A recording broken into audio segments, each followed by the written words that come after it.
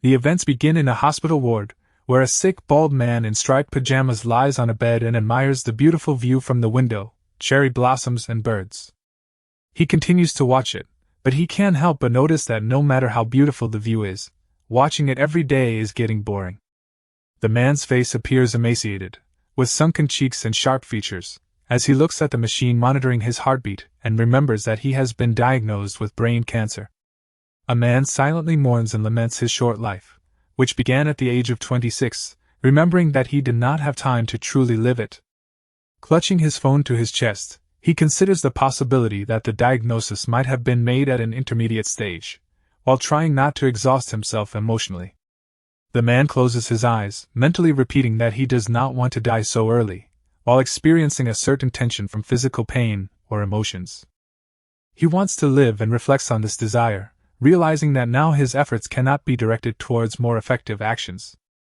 The man decides to take a break and reads the news, which reports the disappearance of an old beggar who returned from the Gyeongdu Bridge after 6 months and became the heir of a prominent businessman. Another story tells of a 130-year-old man who disappears every year as a result of mysterious rituals, and then returns rejuvenated. A third report claims that a week after the famous artist's disappearance, a macabre painting worth $1 billion appeared in his home. It was later discovered to have been painted in the artist's blood. The patient in the ward reflects on how he investigated these cases, guided by a general pattern. Whoever returns either gains wealth, status, fame, etc., or dies. He adds that if there were 2 or 3 such cases, it could easily be written off as a coincidence, but 400 cases are not enough for that. This man believes that there is something in this world that can fulfill people's deepest desires. That's why he can't die now. He has to find that thing or entity so he can at least enjoy the life he could live without cancer. And then the man hears an emotionless electronic voice greeting him as a man full of desires and claiming that he has been chosen by the game, Duplicate. A ball of energy, glowing with a blue flame, appears before him and informs him that by becoming a player and earning points as he progresses through the game, the man will be able to fulfill any of his wishes. After this, the system asks the patient what he wants most in the world. The man involuntarily smiles nervously, covers it with his hand and thinks that this is what represents human desires. He timidly, in an oversimplified form, addresses the system, stating his true desire. The man starts out wanting to live a rather modest life, but eventually his eyes reflect enormous strength and resilience. Upon hearing this, the system asks if the player is ready to enter the game and the deep dungeons of its simulation, warning that nothing short of death itself can free him from there. The man considers this the starting point of his new life, ready to rush into any danger for the sake of survival. He believes that although life in these dungeons may be accompanied by fear and madness, it is still a brilliant chance to survive. And so the man, with a strange smile, as if on the brink, declares that he is ready for any challenge that the game presents. The system claims the contract is valid and, after a few seconds of deliberation, determines the player's skill level, declaring him a cheater. At the same time, the system changes the player's physical form and identifies him as a rogue by class, and as Yen Dan by name. The following describes the deceiver's talent, which, according to the system, determines that all the player's words and actions correspond to each other, and the level of trust in him is high. When using a special talent, the game will transform everything into varying degrees of reality based on probability, and perform the necessary calculations. Finally, the physical form is completed. Yen Dan grows short dark hair, dons glasses and a blue academic suit, after which the game claims that he never lies, but rather embodies the concept itself. The system explains that any person the player influences with the deception talent has a 50% chance of believing them under normal circumstances, and if this happens, that person's rules of conduct will change. However, if an event is absolute, then any statement that implies the occurrence of the opposite event will change the rules of the individual's behavior, regardless of the probabilities. The game creates fairly low-level player stats, including intelligence, strength, and agility, and also states that the Yang Dan bar is quite rare.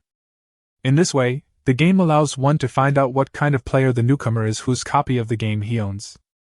A few seconds later, she introduces a level called Incubation, the home of geniuses with a long history who emerge from here and become famous all over the world. The game states that Yen Dan managed to hatch in this city and learn its culture and customs. This story surprised the guy a little, but over time he noticed that the floor beneath him was cracking like a real eggshell. As the player dives into the unknown of a new game, the system feels the need to remind them of the newcomer's protection, telling them that as night falls, Hatchtown falls into a mysterious silence. The game states that in order to survive, the player should not sleep too deeply or get too close to darkness. The system then kindly reminds him that, according to the copy functions, Dan will be able to receive notifications directly into his brain. The system states that it strongly encourages players to broadcast live while they play a level, adding that receiving rewards from viewers also helps with survival. And so, finally, the game begins. Dan, in his new guise, finds himself in the back seat of a certain car. Having located himself, the man finally notices his reflection in the car window, where he is clutching his dark hair. Afterwards, he smiles at his reflection, thinking about how much time has passed since he last saw himself like this. Dan remembers that the system reported live broadcasts, and decides to immediately check how he should manage them. Opening his own panel, he sees one of the spectators present who has written a nasty comment ridiculing the newbie at this level with a questionable panel. Later, another person joins them and they discuss how incubation is the hardest dungeon for beginners and that he should complete the game on that panel, after which the stream ends. Dan wonders if his work really looks that bad, because to him it seems perfectly normal. The man's thoughts are interrupted by the driver, who addresses him as Mr. Yana, which scares him half to death. The driver claims that they have already arrived at their destination, Hatchtown, so Dan can get out of the car. As soon as the man got out of the car, he heard a male voice calling him Teacher Ian. Dan sees before him the Sia family, father, mother and son, who claim to be his incubator and are responsible for his accommodation and food during his stay here, showering him with compliments. The mother even claims that their son Fuma has read many of young Dan's articles and wants to reach the same heights as him. She asks her son to come up and say hello to the teacher, and Jan himself notices that the boy is sometimes shy, sometimes embarrassed. The boy doesn't answer, so the mother persistently asks what happened and why he is silent if she asked him to say hello. The woman hugs her son from behind and in a stern, somewhat ominous voice again asks Fuma to say hello to the recently arrived teacher. Lying on her back, she pinches her son painfully, forcing him to finally comply with the order. Fuma hisses softly in pain and moves closer to the teacher, greeting him modestly and hesitantly. Father tells Dan to ignore Fuma's shyness, to which Fuma replies that they should return to the inn. The teacher thinks that this family looks incredibly close-knit, and everyone in it has harmonious relationships. He goes with the Sia family to their inn when suddenly something unusual catches his attention. In a large pit in the middle of the city lay a huge stone block, incredibly smooth in appearance, hemispherical in shape. Dan asks his guides what it is and whether it is a meteorite or something similar. Lao Xie, the head of the family, says that this is not a meteorite, but a genius stone growing straight from the ground, thanks to which geniuses are born in the city.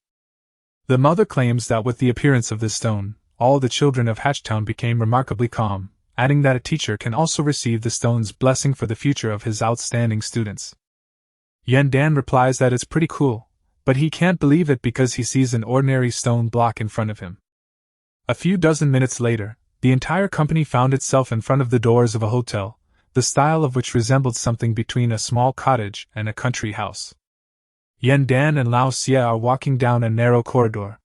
The teacher notices a rather strange notice board and sees that almost all the notices are about missing persons, which surprises and frightens him a little.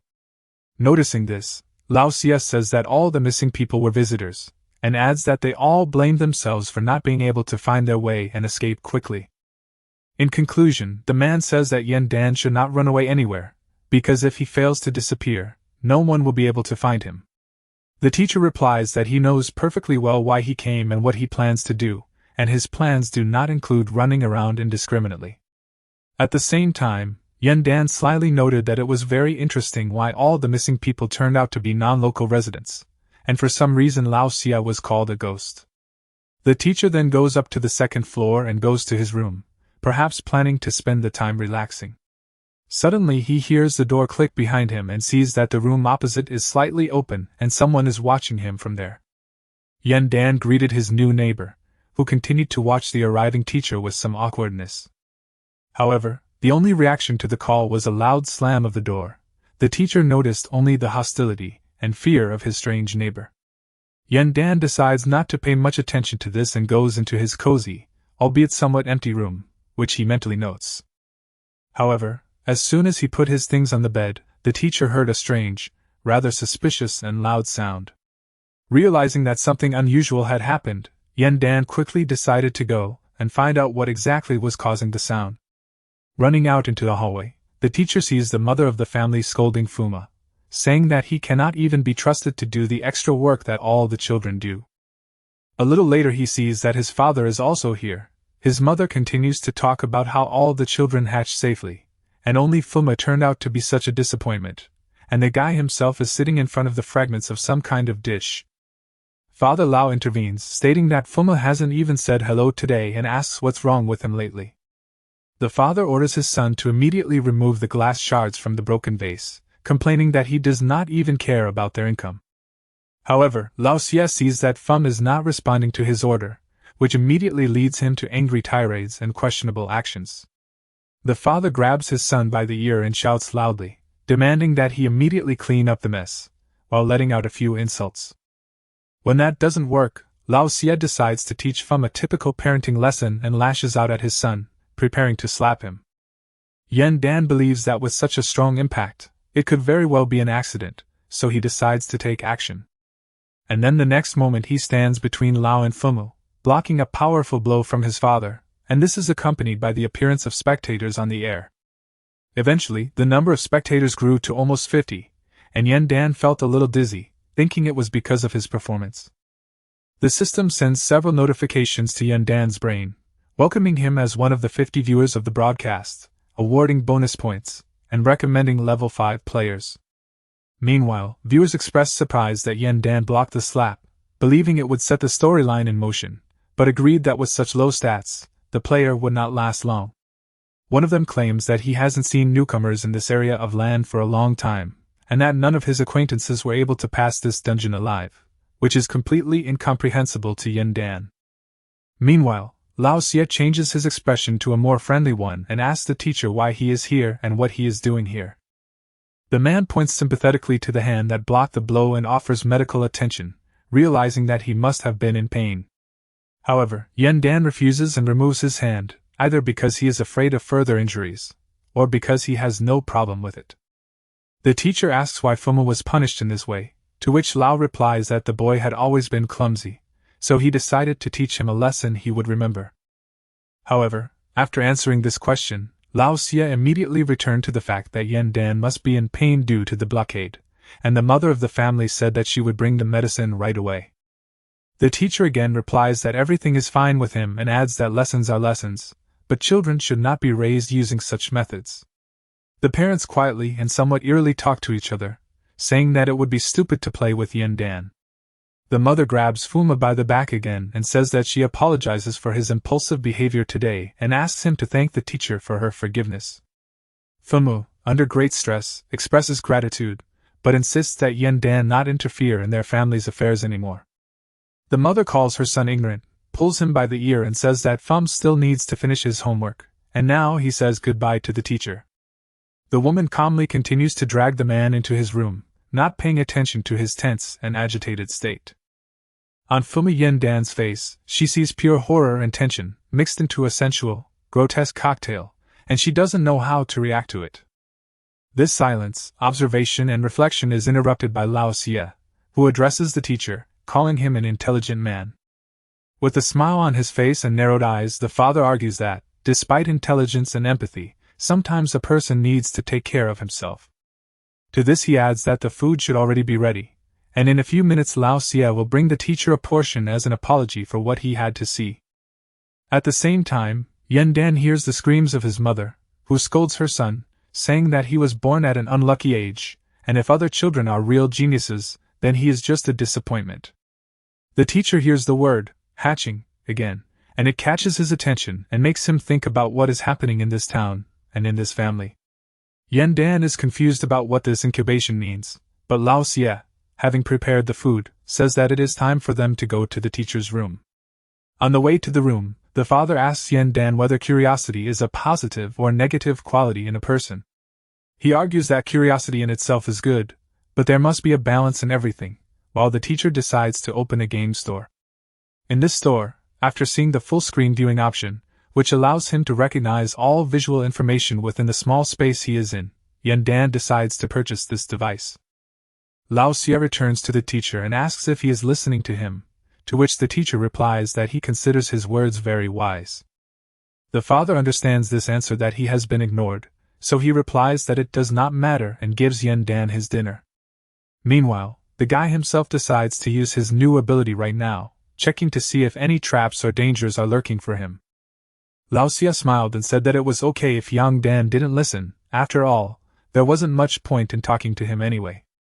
However, the father adds that it will be very difficult for him to get such an opportunity in the future.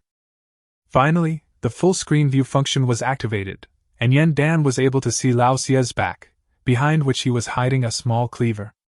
The live stream saw a significant increase in viewers, who were actively discussing the fact that the level's plot had finally unfolded in full force.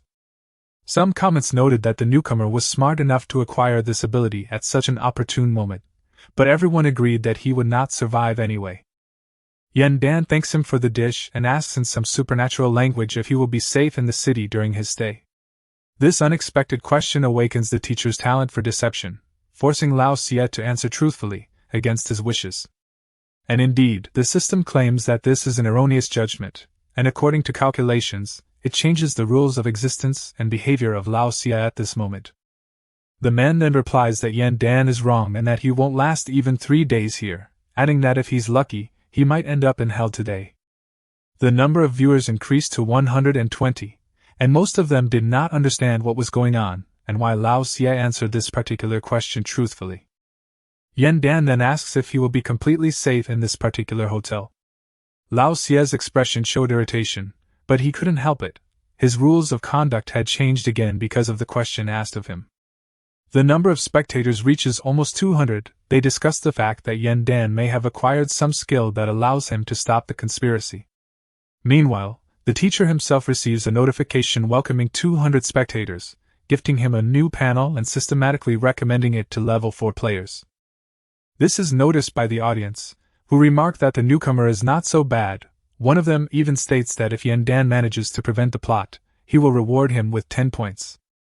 The teacher decides that his talent allows him to ask fairly direct questions with honest answers, so he decides to ask what is hatching.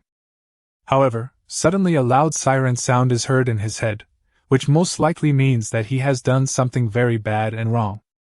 The thought echoed in Dan's mind that he had received a red card for a serious violation of the rules and a talent restriction, and that talent could not be used for important plot twists.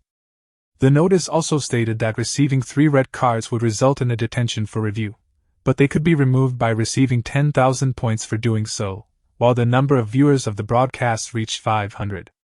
Viewers debated how exactly a newcomer could receive a red card so early, while the system welcomed Dan, improving the broadcast and recommending him to 3rd Division players. Despite the warning, talent emerges, but Lao Xie does not answer questions directly, simply interrupting his interlocutor. The man claims he simply wants to understand why Dan is asking questions he shouldn't answer. In response, Lao Xie asks a clarifying question: does the teacher really want to know something or does he already know it? The teacher replies that it's just a random question related to the name of the city.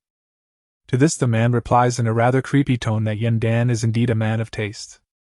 He adds that the teacher is a really good person and deserves praise, to which he politely tries not to say anything. On the contrary, Dan says that Lao Xie has a wife and children and he should avoid certain suspicions. However, the man does not stop and again declares that the teacher's taste is truly unsurpassed, and that's all he wants to say. However, the next moment he receives his cleaver and mockingly invites you to keep this wonderful taste forever. The long-awaited weapons demonstration finally took place, with spectators watching closely, bracing for the newcomer's death and taking screenshots. Meanwhile, Dan asks another unexpected question: is this cleaver a gift from Lao, which he gave to him using his talent?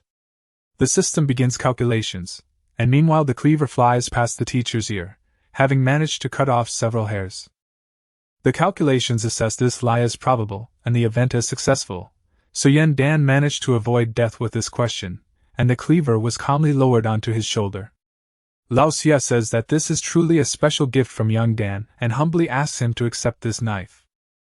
The boy takes the cleaver and examines its characteristics and description, which says that Fuma has a loving father who kills with this knife anyone who gets in his way. Meanwhile, the number of viewers of the live broadcast has significantly exceeded 1,000 and is quickly approaching 2, and in the next notification, Yan Dan will receive 100 points as a reward.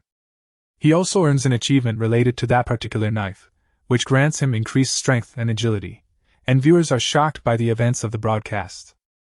The broadcast was also recommended by a second-tier rookie, and Yan Dan scored a total of 473 points from viewers and for the game. Lao Xia politely says that if the teacher doesn't need anything else, he will leave and not disturb the dinner. Yan Dan thanks him for his services and hides the cleaver he just obtained in his pants. At the same time, he thinks that he really has nothing to be grateful for. This man just wanted to kill him. Realizing that the food might not be entirely safe, Yan Dan decides to buy himself something edible at the in-game store. While observing the various foods and drinks, the teacher noticed that the prices at the store had doubled, so his meal plans now depended heavily on this factor. Yan Dan decides to buy fried chicken and beer for 50 points, causing viewers to comment on how wasteful it is. In front of him lies fried chicken, the properties of which allow him to feel full and full of energy for a certain period of time. In addition, ordered beer appears, which increases courage and allows you to better withstand peer pressure. And so, strangely enough, Yan Dan sat on a hotel bed with a beer in one hand and a whole fried chicken in the other. Deciding that it would be dangerous that night, the teacher immediately began eating and drinking, realizing that food would allow him to complete the game more effectively. After eating, the guy calmly waited for at least some events that could happen to him in the future at this hotel. Indeed, at midnight Yan Dan heard a knock on the door of his room, which surprised him a little. It seemed illogical to him why a dangerous man would politely knock on the door of his room. On the other hand, the teacher begins to think that perhaps whoever wants to get in here has no other way to do so except by knocking. Naturally, this tense moment was accompanied by an increase in the number of viewers of the broadcast, which has already exceeded 2,000. Of course, this was accompanied by a greeting from the system, but Yan Dan could not afford to be distracted. The teacher had a strange question about what kind of picture could be called a shadow, while the audience at that moment expected action from both the plot and the actor. The next moment, there is another loud and strong knock on the door, and even Yan Dan feels as if someone or something is knocking and is ready to knock the door down at any moment. Seeing the door bending inward into the room, the teacher concludes that his observation was correct. Someone is trying to break down the door. So this guy decides he can't afford to let this creature in, and starts blocking the entrance with everything he can. Yan Dan slides a small wooden chest of drawers under the door in the hopes that it will prevent the creature from invading. However, the teacher almost immediately realizes that one chest of drawers will not be enough to barricade the room. While the creature is still deforming the door, Yan Dan decides to move the large double bed in the hopes that this will at least temporarily block the passage. The knocking continues for a long time, so as a backup plan, the teacher decides that if the lock is broken, she will jump out of the window. However, just as Yan Dan thought about this, to his great surprise, the knocking stopped and the room fell silent. For a few seconds the teacher simply stood in front of the door, not quite understanding how to react correctly in such circumstances. Still wondering if the creature has left him, Yan Dan decides to find a way to check it, so he buys a night vision goggle from a game store. After acquiring and installing the new feature, the teacher's irises began to glow, confirming the truth of his ability to see in the dark. And so the guy starts to climb onto the newly erected barricade of a chest of drawers and a bed to look through the peephole and make sure that no one else is there. And the next second, Yan Dan is already sitting on the chest of drawers and looking attentively through the peephole, keeping his balance with his hand. However, after examining the area visible through the peephole, the man saw nothing but a few neighboring doors and old wallpaper. In tension, the teacher wondered if the creature could simply turn around and run away from its victims. However, he didn't have much time to ponder these thoughts, because the next moment he saw a huge eye with a red iris and pronounced arteries. This, of course, shocks Yan Dan, who immediately jumps away from the peephole, trying to understand what he saw. Behind his door was a huge ball of white flesh, completely covered in numerous eyes with red irises. The teacher could not come to his senses from what he saw, not understanding how something like this could exist in the nature of any of the worlds. Dan is frankly frightened also because he does not understand the capabilities and power of this grotesque creature. Suddenly, the bullet of white flesh decides to change its victim and hits the door opposite, from where a male voice is heard, claiming that today it must be Dan. Watching this, the teacher realizes that his neighbor knows about the danger of this hotel, but if this is true, he wonders why he hasn't left this place yet. The creepy white ball keeps trying to knock down the door, and Dana's neighbor is trying to drive it away in every possible way, saying that it shouldn't be him today. Eventually, the creature's anger reaches a certain peak, as can be seen in its many eyes, and with one terrible blow it breaks down the door. And then the doors opposite shatter into tiny wooden pieces, leaving the person in the room alone with danger. So when the creature bursts into the room blocked by a broken door, the man, looking very emaciated, begs not to come near him. Clutching his head, he continued to beg tirelessly for mercy, looking into one of the large eyes, which, as it seemed to him, was the central one. Trembling and sweating, the man continues to say that today Dan, not he, should become the victim of the strange creature. Finally, exhausted, weak, angry and frustrated, the man falls to the ground, still not understanding why this is happening to him. He tries to quickly think of something to distract the monster and asks if it will come here tomorrow to eat someone else. However, after this suggestion, the man panicked and insisted that it was not necessary, asking first for a minute, and then reducing the time to 30 seconds. Then, with trembling hands, he begs for at least 10 seconds, claiming that he has not yet finished his work. The man begs not to enter, bowing before the creature and saying that he will do whatever this lump of white flesh requires of him. He promises to attract more visitors to the hotel, thereby providing the creepy creature with food. As he begs for 10 seconds of life, the bullet, covered in white flesh, closes its red eyes and appears before the man in a somewhat threatening manner. The next second, this terrifying creature continued moving, closing the distance to its victim. Eventually the ball touches the man's foot, and suddenly begins to glow golden, and the man's face contorts into a silent scream. Dan, gripped by horror, continues to watch what is happening, not understanding what is happening right before his eyes. The deadly light from the neighbor's body was so bright that it was very difficult for the teacher to see anything through the peephole. However, Dan continued his observations and came to the conclusion that upon contact with the victim, the creature turned into something like an egg. At the same time, the guy thinks that he was lucky to be more careful, otherwise this monster would have swallowed him up right now. The man, who had fallen victim to the terrifying creature, was transformed into a golden liquid, which was absorbed with incredible speed by a bullet of white flesh. The terrifying creature's round form lost some of its perfect outlines, and the creature itself closed its eyes again, but this time for a different reason. Dan was still watching the white ball from behind the door, and at some point he noticed a black crack under one of the eyes. Realizing that at any moment something far more terrible and dangerous could emerge from this shell, the teacher summoned his only weapon, the Lao-Sia cleaver. However, to the boy's surprise, a creature emerged from the shell in a completely ordinary human form, albeit covered in the golden liquid that had once been his neighbor. Dan couldn't hide his surprise when he saw an ordinary naked guy emerge from that terrifying shell with many eyes. Later, the teacher also noticed that the boy looked very much like the son of the family who introduced themselves as his incubator, Siafuma, and thought that he was doing well today. Still holding the cleaver in his hand, Dan reflects on this possibility, and on the incubation that is so often mentioned throughout the story. However, he is left with the question, did Fuma survive this incubation period, or is the teacher now in great danger? Through the peephole, Dan sees a boy approaching his door with a sly smile on his face and wonders what he should do. The teacher wonders if Fuma simply wants to enter his room or if he will throw him out, still holding the cleaver. At this moment, Fuma closes the peephole, causing Dan to think that this guy clearly knows he is being watched. The teacher brought the cleaver closer to himself, thinking that if the boy broke into his room, he would kill him.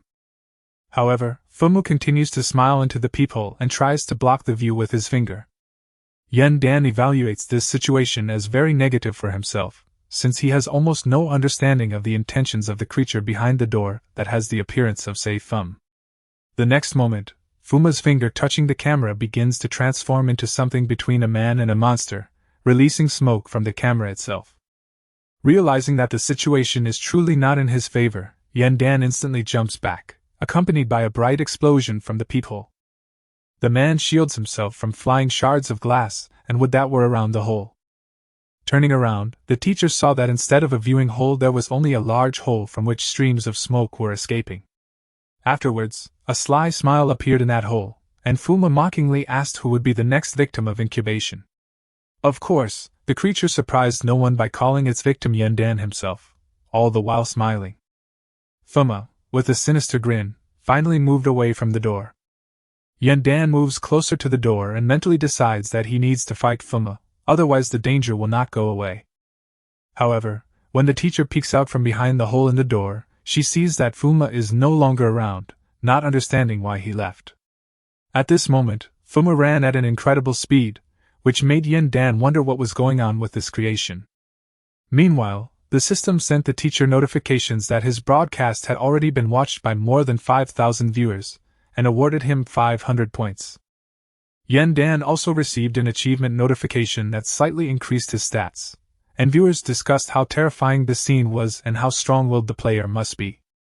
Meanwhile, the teacher himself thinks that he will not be able to sleep tonight, but an action seems wrong to him.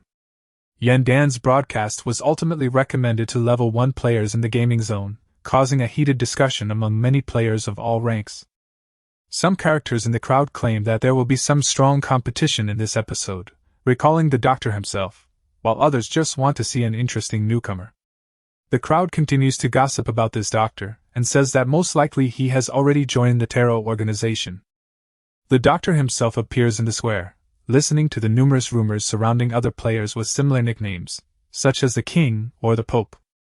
The Doctor emerges from the darkness with a polite smile and places his hand on the shoulder of one of the chatty gossips. The man then placed his hand on the gossip's back and asked if anyone had spoken about him, and if so, whether he would mind listening. However, the man who spoke so emotionally about all these rumors could hardly force the Doctor to ask even one question, being frightened by the rumors he knew. The Doctor turned his attention to the screen displaying Dan, the newcomer who had attracted the attention of many players. The boy was now moving furniture around the room and dismantling the barricade. A man with an approving smile and narrowed eyes says that this is a wonderful newcomer with great potential. With a sinister smile, he adds that the new arrival is so charming that roses made from his blood must be delicious. The Doctor then returned to the gossip and said that he certainly would not do such a cruel thing, asking if the Doctor believed him. However, this guy's reaction was quite vivid and tragic. He began to vomit blood profusely. The Doctor says he was probably spreading gossip too persistently while holding the victim's severed spine in his hand. He looked at the bloody protrusion, which seemed incredibly ugly to him, and threw it on the floor. At that moment, the Doctor received a red card notice, and the crowd surrounding him only silently watched his actions. The notice ordered him to go to solitary confinement immediately because he had committed a serious violation, but the man merely took a can of spray from his pocket and washed the blood from his hands. After that, he went to the control panel of the game store and bought a spray for cleansing sins for 10,000 points. The application of this spray was accompanied by whispers from the crowd about how rich the Doctor was and how highly valued his talent in the tarot was if he could afford to spend 10,000 at a time. Then the Doctor hears the distinctive click of a heel on a square tile and realizes that his old friend Lina has appeared. And then a woman of about 20 appears in front of him, with luxurious blonde hair and a black dress with slits on the sides. On the wings of love or something much more trivial, a man runs up to a young woman and asks if she has come to see him. However, the girl responded by hitting him hard in the stomach with her elbow and telling the Doctor to stay away from her if he did not want to die a horrible death. However, the man is not going to give up in this pseudo-romantic struggle and puts his hand on the shoulder of his interlocutor. With bloody lips he declares that if he is destined to die at the hands of his beloved Lina, he is ready to accept it. In response, the girl calls the Doctor a disgusting pervert, pierces his leg with her breast and orders him not to touch her again. After this, the man falls to his knees, screaming either from pain or pleasure, and Lina runs away from the square. The Doctor has an expression of delight on his face. He is trembling with pleasure and licking his lips. After this, he gets up and runs after Lina, asking her to wait for him, and the crowd is surprised that even the Doctor loves Lina. It is said that Lina did not have a very high place in the tarot, but thanks to the doctor she was able to achieve greater popularity. Meanwhile, Yen Dan comes to the conclusion that CF has no intention of killing him, at least not at the moment. So he decides to check out his neighbor's room to find out more about what's going on in Hatchtown and at this hotel. Entering the room, the teacher thinks that he has only one life, and he needs to live it well, given the remaining 1,500 points. The room was littered with garbage bags, causing an incredible smell to fill the entire space, and Yen Dan wondered how anyone could live in such a place. There was a whole mountain of garbage bags next to the bed, and the teacher wondered how CF would be able to eat here in such conditions. The teacher then notices a computer in the classroom and decides to check it for evidence and important information. Surprisingly, he finds the clue quite quickly, since it was right on the desktop without any protection.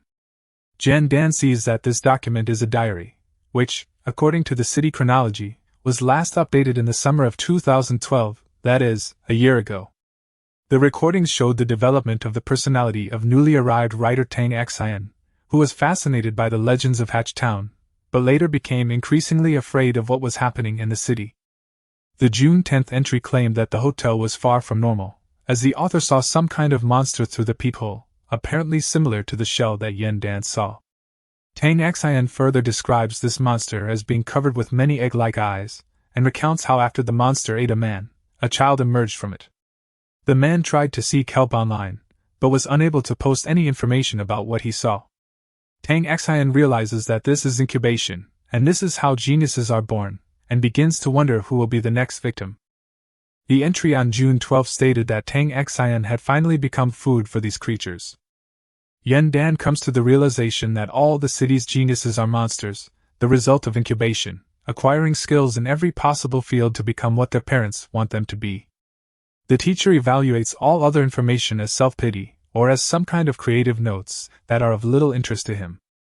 However, he subsequently stumbles upon something that catches his attention, probably containing something useful or important. From the text of one of the entries, Yang Dan realized that Tang Xian clearly knew that he would not escape from the city and this alive, so he asked why the writer begged the monster for mercy.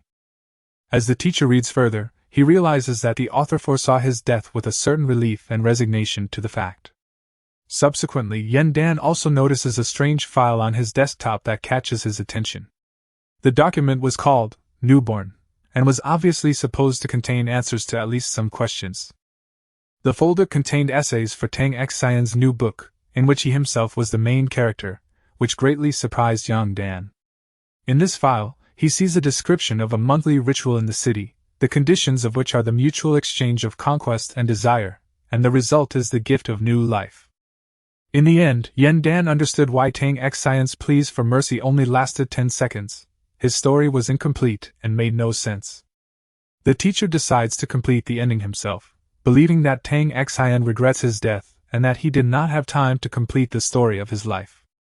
After Yang Dan finished writing this manuscript, a message appeared before him about Tang Xing, the writer who created the only unknown work, and that he would not die in the afterlife. After this announcement and the completion of the book, golden signs appeared in the air, which, to the teacher's amazement, shone before his eyes. In the game, Yang Dan was greeted by a notification about receiving a special item called Xing Tan's new book, which began to materialize in the boy's hands. When the book was fully formed in his hands, the teacher was able to read the description, which called Xing Tang an outstanding writer of the future who has no future. The book also allows you to unlock all the information about the dungeons if you already know 50%, which has led viewers to speculate that Yen Dan, who ignored the business agreement, should be given this opportunity. The teacher noticed several important points in the description, so he hurried to read the contents of this new book. The first article told the story of the Hatchtown kids, who performed mediocrely, had no special talents, and were considered ordinary. The second episode discussed the development of talents during the hatching process, which saw an increase in physical strength but a decrease in other stats. Finally, the third entry described the final stage of development of the Hatchtown geniuses, who were distinguished by high strength and agility, but low intelligence. Yen Dan notices this and comes to the conclusion that these genius children are nothing more than perfect apostates in the hands of their own parents. Suddenly, the mother of the Xia family entered the room with a lantern and said that too much knowledge can be incredibly harmful to health. To this, Yan Dan responds with some playfulness, demonstrating the understanding of the situation that arose in him when he sat down at the computer, and asks if he really wants to kill his mother so badly. The woman ignores the question and says that smart people like teacher Yang Dan don't get stuck in Hatchtown forever. She continues to argue that the smarter a person is, the tastier he is, since smart people have many rare and beneficial qualities. The woman raises the knife above Yan Dan's head and asks with a smile what his last words will be. The teacher decides to take advantage of this right to have the last word and states that he would like to discuss two things. The mother of the Ito family lowers her cleaver and allows Yan Dan to speak, adding that the food will still be delicious, hinting that the boy's fate has already been decided. The woman approaches the teacher with a smile and orders him to speak, noting that the council will answer the questions asked.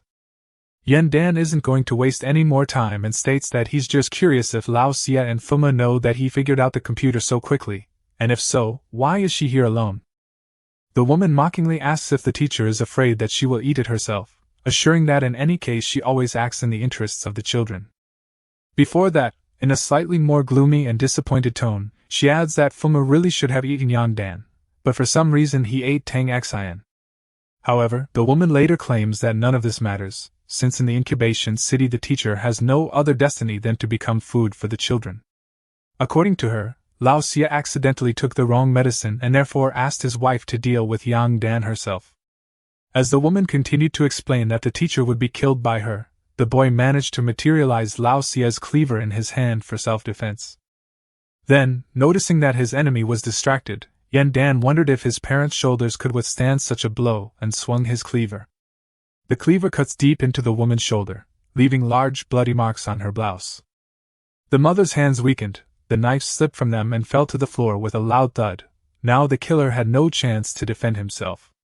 She gathers her strength and asks where Yan Dan got what her husband had, but he ignores the question and says that he hit her like that because he was scared, and next time he will hit a woman more gently. To this the teacher adds with a mockingly friendly smile that he will now try to answer all of this woman's questions while she is still alive. The mother of the Ito family asks for the second time where Yang Dan got her husband's cleaver, but he again ignores the question and asks if she is interested in something else. However, in the end the teacher reluctantly answers that this cleaver was given to him by Lao Xia. To this he adds with a smile that he is incredibly sorry to kill her with this particular cleaver. The next moment, Yan Dan abruptly pulls the knife out of the woman's shoulder, causing severe blood loss. The teacher continued to hold the cleaver in his hand while the woman fell to the floor, losing consciousness from the pain. Wiping his glasses and grinning slyly, Yan Dan asks the troop which of them was the prey. The next moment he puts on his glasses and declares that he will not argue with a dead woman. The teacher opens Tang Xian's new book, which contains a new article about parents whose talent lies in manipulation, about parents who believe that everything is worth it for the sake of their children's genius. He goes on to read that manipulation is the power of control over a child, a symbol of parental love and slavery. Yan Dan believes that, unfortunately, the fate of a chick just hatched from its shell does not bode well. After reading the new section, the teacher realizes that all he needs to do is hide the body of the murdered woman, so he picks her up and apologizes for having to kill her. Yan Dan decides to hide the body in the trash bags of this room, as this way the smell of the corpse will not be noticeable in the general atmosphere.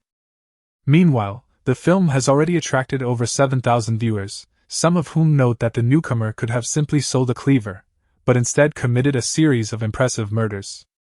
At 3:30 in the morning, Yan Dan finally manages to hide the body and looks out the window, where a strong, cold, white light is pouring in.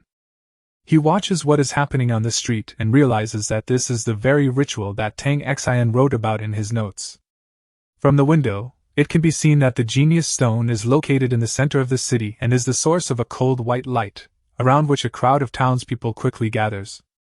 Children of different ages find themselves right in front of the genius stone in a somewhat zombified state, almost motionless, as if simply observing. At this moment, Yan Dan managed to climb down and run closer to the genius stone to see what was happening with this ritual. The crowd of children in front of the stone had a look in their eyes that was somewhere between tension and absolute emptiness, which was terrifying.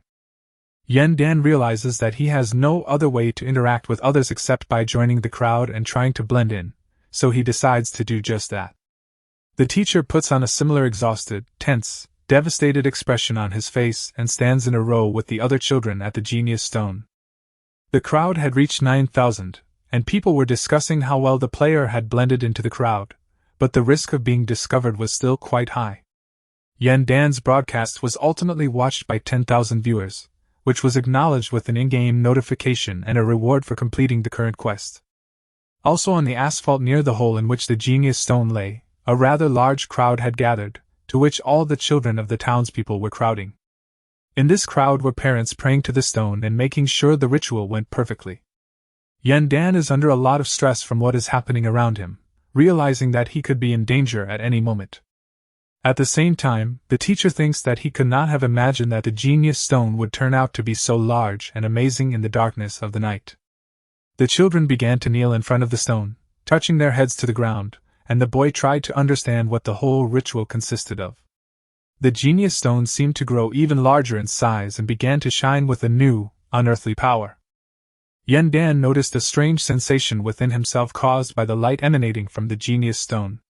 The teacher is informed that his assimilation with other children has begun, which will give him certain talents, but after which he will not be able to be sure of his identity. The boy continues to watch the children around him strike precise, synchronized poses, and realizes that he must do the same if he does not want to be discovered. At the same time, he believes that under the influence of light he can become simply a carefree guest of the city, forgetting about his own essence. The teacher falls to his knees and prepares himself for possible actions that may be taken. Eventually, Yan Dan decides to turn on the full-screen image, the ability he acquired while simultaneously pondering how to maintain his sanity. The parents begin to pray loudly and monotonously, begging the genius stone to change their children for the better. Yan Dan realizes that he can hear loud heartbeat sounds, which frightens him greatly because he does not understand the source of these sounds. He raises his head, afraid that one of his parents will notice his inconsistency in behavior with the other children. The teacher has an idea that this sound could come from the genius stone itself. Later, he looks around and sees that all the children look like shells, and he realizes that they are making a sound like a heartbeat.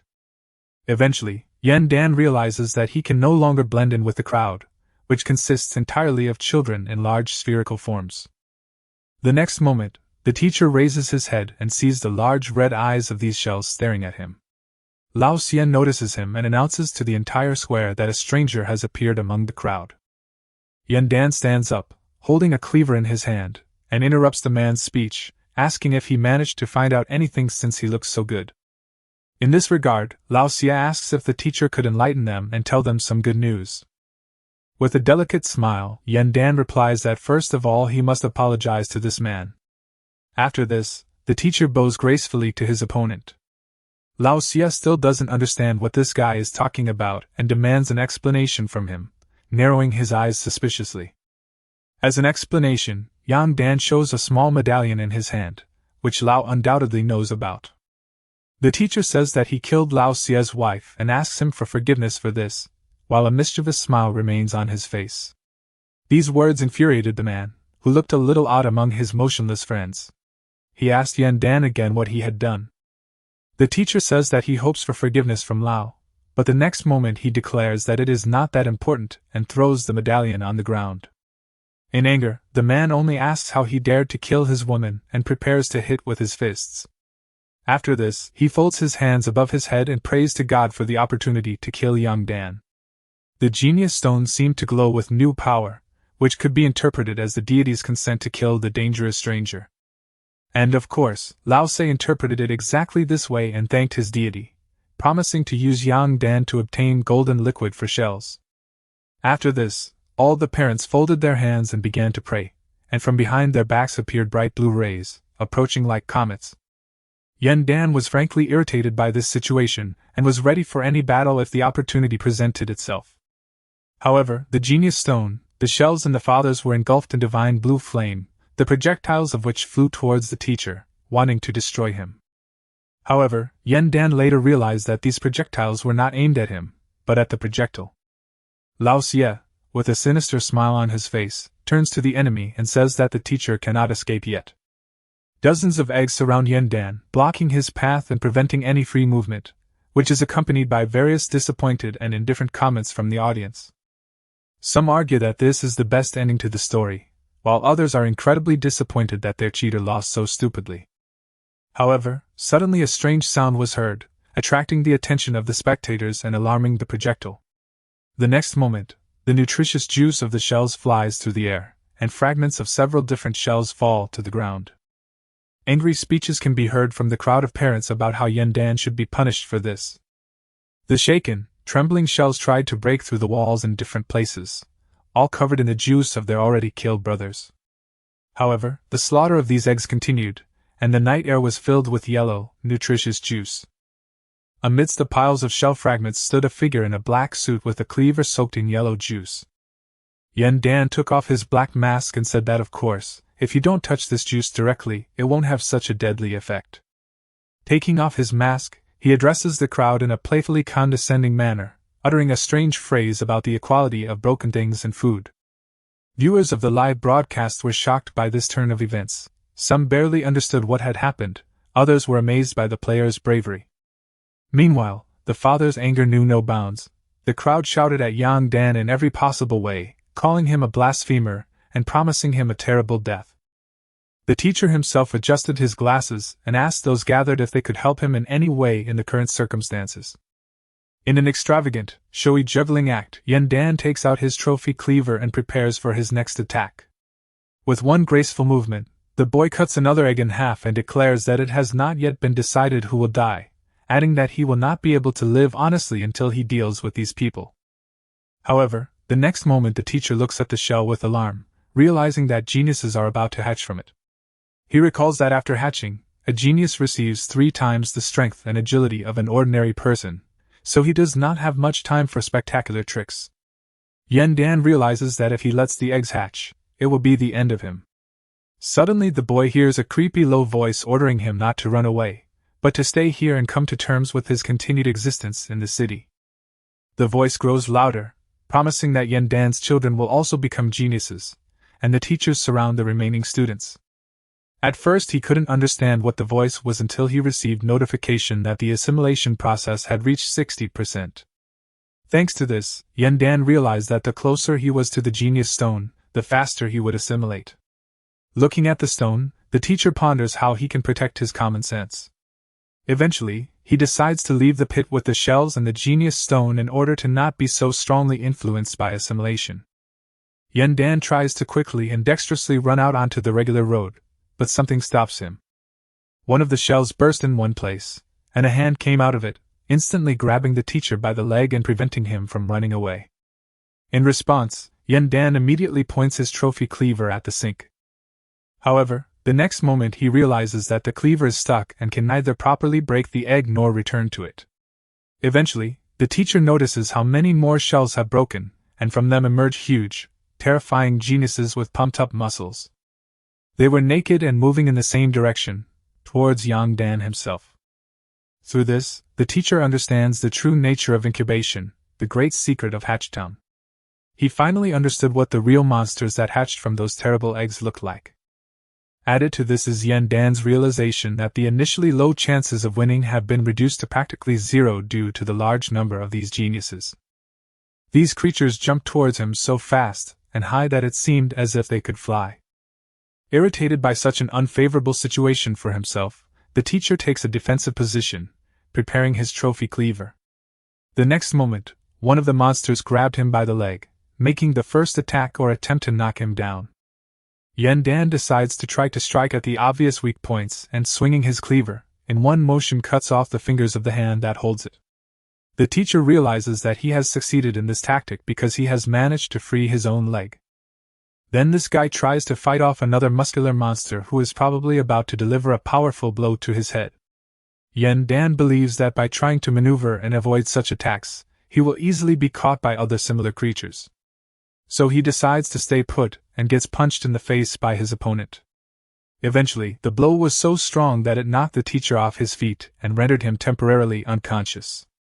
Yandan lets go of the cleaver and clutches his chest, which was clearly damaged in the fall. A group of muscular, superpowered beings watched him silently with somewhat questioning expressions on their faces. Believing that the nutrient absorption rate had already reached 85%, Yandan picked up his cleaver again. The teacher believes that in such circumstances he cannot allow himself to die clutching his chest or stomach. The next moment he comes to his senses, and quickly runs away from the pit with the genius stone, and the geniuses rush after him. Yundan even kicks one of the monsters in the face to quickly climb up before falling into the pit. The teacher desperately resists the geniuses in his path, believing that he will do everything to survive. The live broadcast viewers praised his combat skills and watched with delight, trying to guess whether the swindler would be able to complete his plan to take over the incubation city. Meanwhile, Yundan's assimilation rate had already reached 89%, which caused him some tension. Finally, the teacher climbs out of the pit and sees in front of him the same crowd of parents, who did not stop praying. The boy notices that his parents do not attack him in any way and even retreat. Yundan doesn't understand why they don't take action if they want to maintain control over their children. Assessing this strange situation and the threat of a monster attack, the teacher decides that he must take the risk. Yundan, to the surprise of his opponents, jumped high above the place where he was the edge of the pit and the level road. In this jump, he thinks that if he dies, he must take with him another person who, in his opinion, is not worth living. This man was Lao Xie, who continued to pray while simultaneously observing the events in the pit and in connection with Yundan. Meanwhile, the assimilation process accelerates too much, increasing from 90 to 93 in just a few seconds of flight. Yundan realizes that such speed could thwart his plans, so he flies to attack Lao Xie as quickly as possible. In flight, he repeats his old phrase that it has not yet been determined which of them should die. As he runs away, the teacher prepares to cut off Lao Xie's head with the very cleaver that had recently belonged to him. In response, the man smiled sarcastically and asked if Yundan was really going to do just that. Immediately after this question, Yundan felt someone's presence behind him, but it was already too late. The fist of one of the monsters flies towards the teacher's head, after which he understands that this blow will either kill him or knock him unconscious, adding, of course, that the enemy might miss. After quickly considering all these aspects, Yundan notices that the assimilation rate has already reached 95%. Eventually, this guy decides that since they're all supposedly dead, there's no harm in taking some of them with him. The next moment, he dodges the fist of a monster named Fuma and throws his cleaver at Lao Xie. The knife plunged into Lao Xie's neck, cutting off his head, his face frozen in shock. At this moment, Fuma held Yundan's shoulder, and the audience expected the worst, thinking that the swindler would finally die. Indeed, his head had been cut off in the same strange manner, and some emaciation could be seen on his face. Amidst the disappointed and horrified comments from the audience, it became clear that Fuma had pierced Yundan's neck with the force of his own fist, separating his head from his body. However, viewers later realized that if he had actually died that quickly, the broadcast would have already ended, so something was definitely wrong. A notice was posted on the playground recommending that people move up to the second level for the exceptional theatricality and spectacle of the game. The players in the square were somewhat unpleasantly surprised that the recommendation was given to a simple newbie with practically no experience. They said that they didn't understand what was so special about this newcomer that the system decided to single him out in this way. One viewer said that after watching the replay, he noticed that Yundan had actually spoken before the attack. A lip reader saw that the teacher was only pretending to speak. The boy's body burst into flames of bright orange that should have destroyed everything inside him. Viewers are watching this and leaving comments, and some seem to have guessed what item Yundan bought before going to Tang Xian's room. Meanwhile, the teacher himself was in his office, believing that even if the audience was agitated, he would remain completely safe.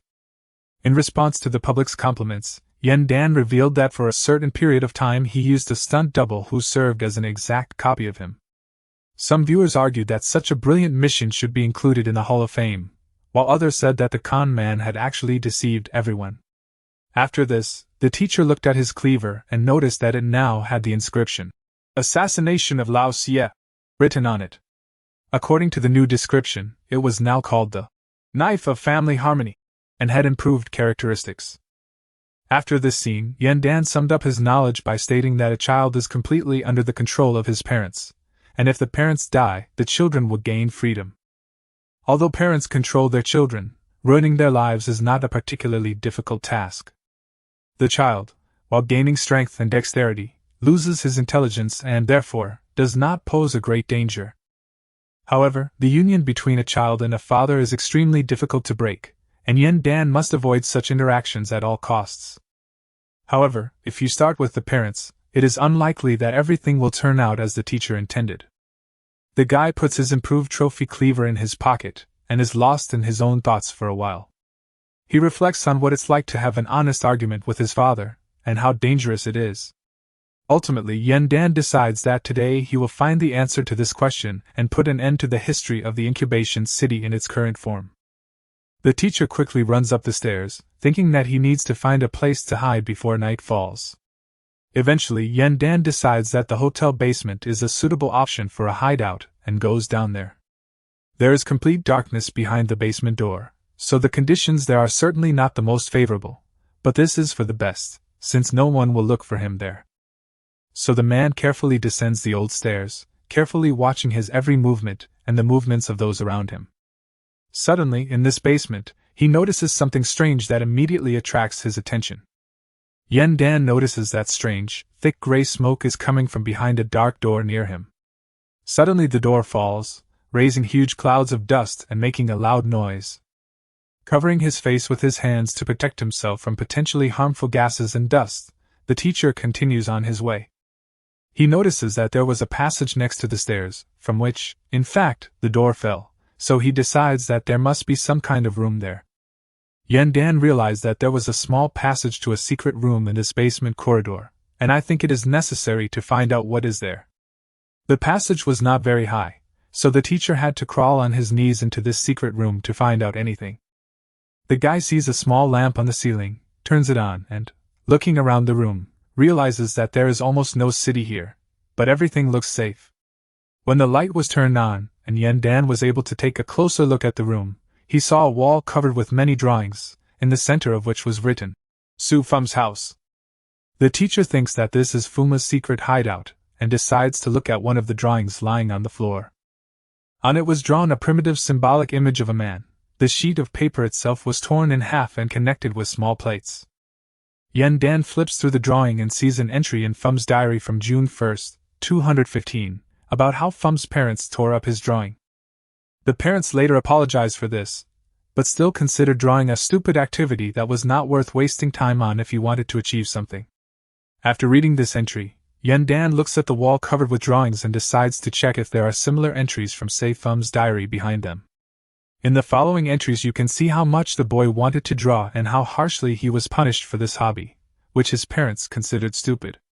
One can also see Fuma's immense disappointment in his own parents after years of abuse, control, unrealistically high expectations and violence.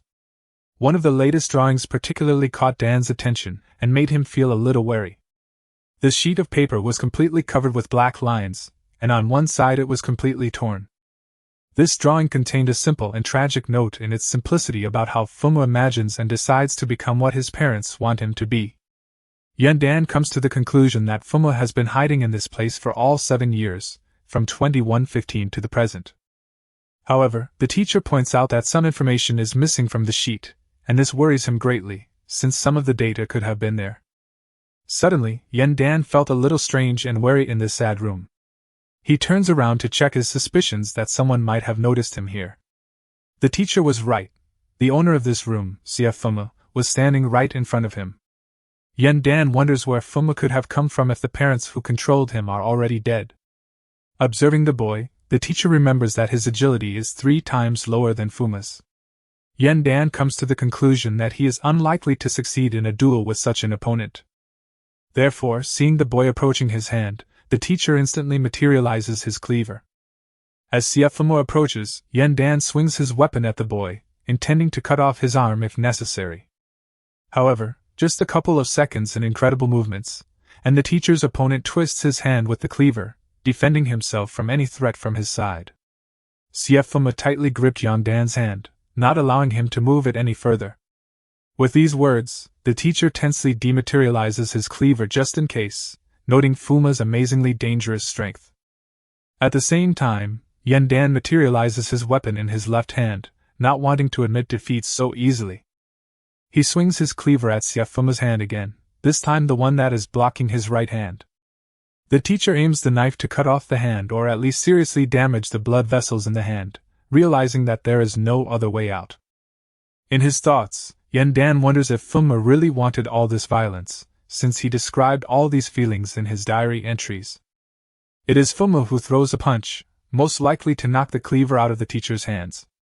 Realizing that there is no other way to avoid this blow, Dan irritably begs not to hit him. Hearing this, Fuma stops, raising his fist up, and it can be seen shaking slightly. Dan watches in surprise as his opponent stops and realizes that this is his chance to counterattack. The teacher bends under the hand that was supposed to hit him, as if he was venting the emotions from the position he had just been in. The next moment, in a strange, indescribable way, he manages to tear his right hand from Fuma's grip, and he falls onto the mattress on the floor. At the same moment, Dan kicks his opponent in the leg to buy himself more time to escape. There is tension and some disappointment on Siafu's face, and the young man makes a clicking sound.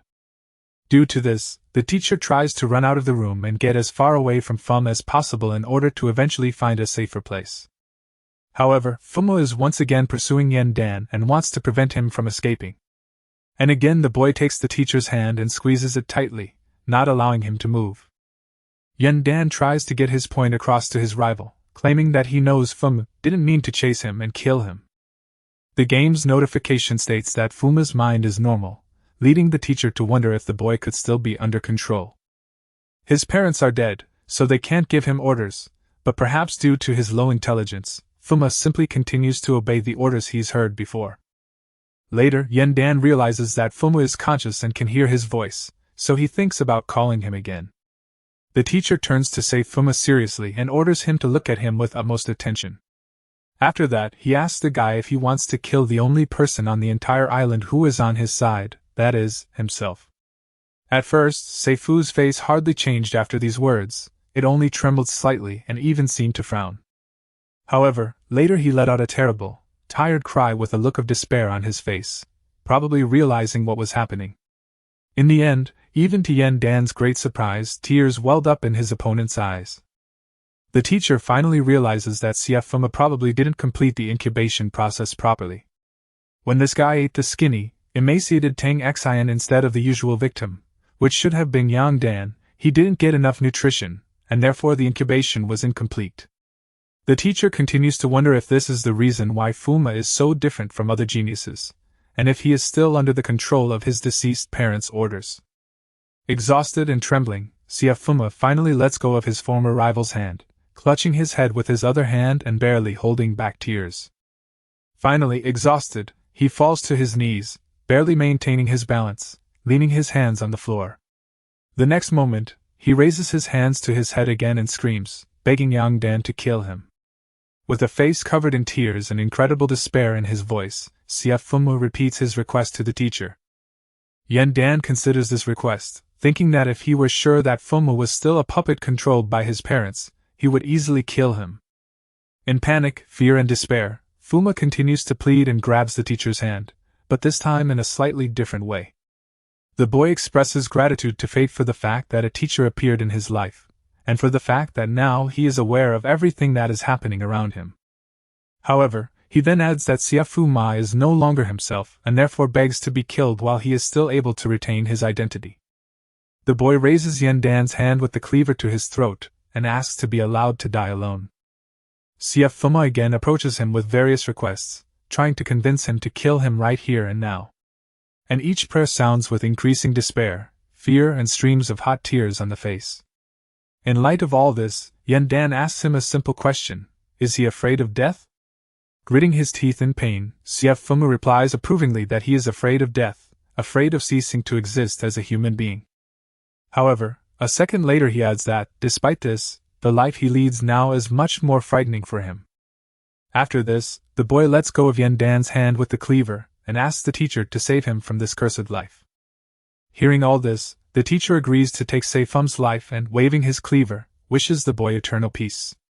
The next second, Dan stops the movement of his weapon, pointing it directly above the head of his former opponent. The boy continues to cry, but now with his eyes closed, trembling with fear and anticipation of death. Dan says his farewell words and declares that Fuma will sleep peacefully. The teacher uses his talent and talks about a dream in which his family lives in harmony, in which his parents love him and are proud of him. The system defines this as a lie for the good and a mission of salvation, and recognizes the use of talent as acceptable. The game's notification states an outcome in which Siafuma will fall asleep forever and receive the love she deserves. And without any impact, the guy's body loses its balance and falls to the floor, covered with various pillows and mattresses. At the same time, his tears scatter across the room like dew. Yen Dan repeats his request for a peaceful sleep, promising that no one will dare to disturb him. Having said good night, the teacher covers the already dull eyes of the unfortunate boy with his hand. The broadcast was watched by around 15,000 viewers, and many wrote that they had never felt such sympathy for other monsters as they did for Siafum. Many people thought this was the end of the story, completely unexpected, and it started a discussion about humanity, and how sometimes monsters are more humane than people themselves. Suddenly Yen Dan notices a small piece of paper next to Sei Fum's body, which catches his attention. The teacher just wanted to check if this was some other diary entry he hadn't seen yet. However, as soon as he picked up the piece of paper, a game notification appeared about Sei Fum's secret being revealed. The number of spectators almost instantly increased to 18,000. Everyone was surprised by the appearance of this strange piece of paper on which strange unfinished phrases were written. Many people said that they were seeing this object for the first time and did not understand where something like this could have appeared in Seifuma. Some have claimed that certain conditions must be met for this piece of paper to appear, as players have previously killed Fuma and received nothing like it. Meanwhile, Yen Dan rubbed his eyes and, recalling the previous entries, decided to turn over this note. It is at this moment that he begins to see the full picture, understanding the meaning of all those numerous drawings and notes of Seifum. Now all or almost all events in the incubation city were subject to the principles and orders established by Yang Dan. Looking at Fum's body, the teacher understood the essence of the story and the difference between Fum himself and the other children of this town. And at that moment Yen Dan turns off the light in the room and says goodbye to the guy, again wishing him sweet dreams. He subsequently returns to the pit with the genius stone, which was still surrounded by eggs and their parents, some of whom continued to pray.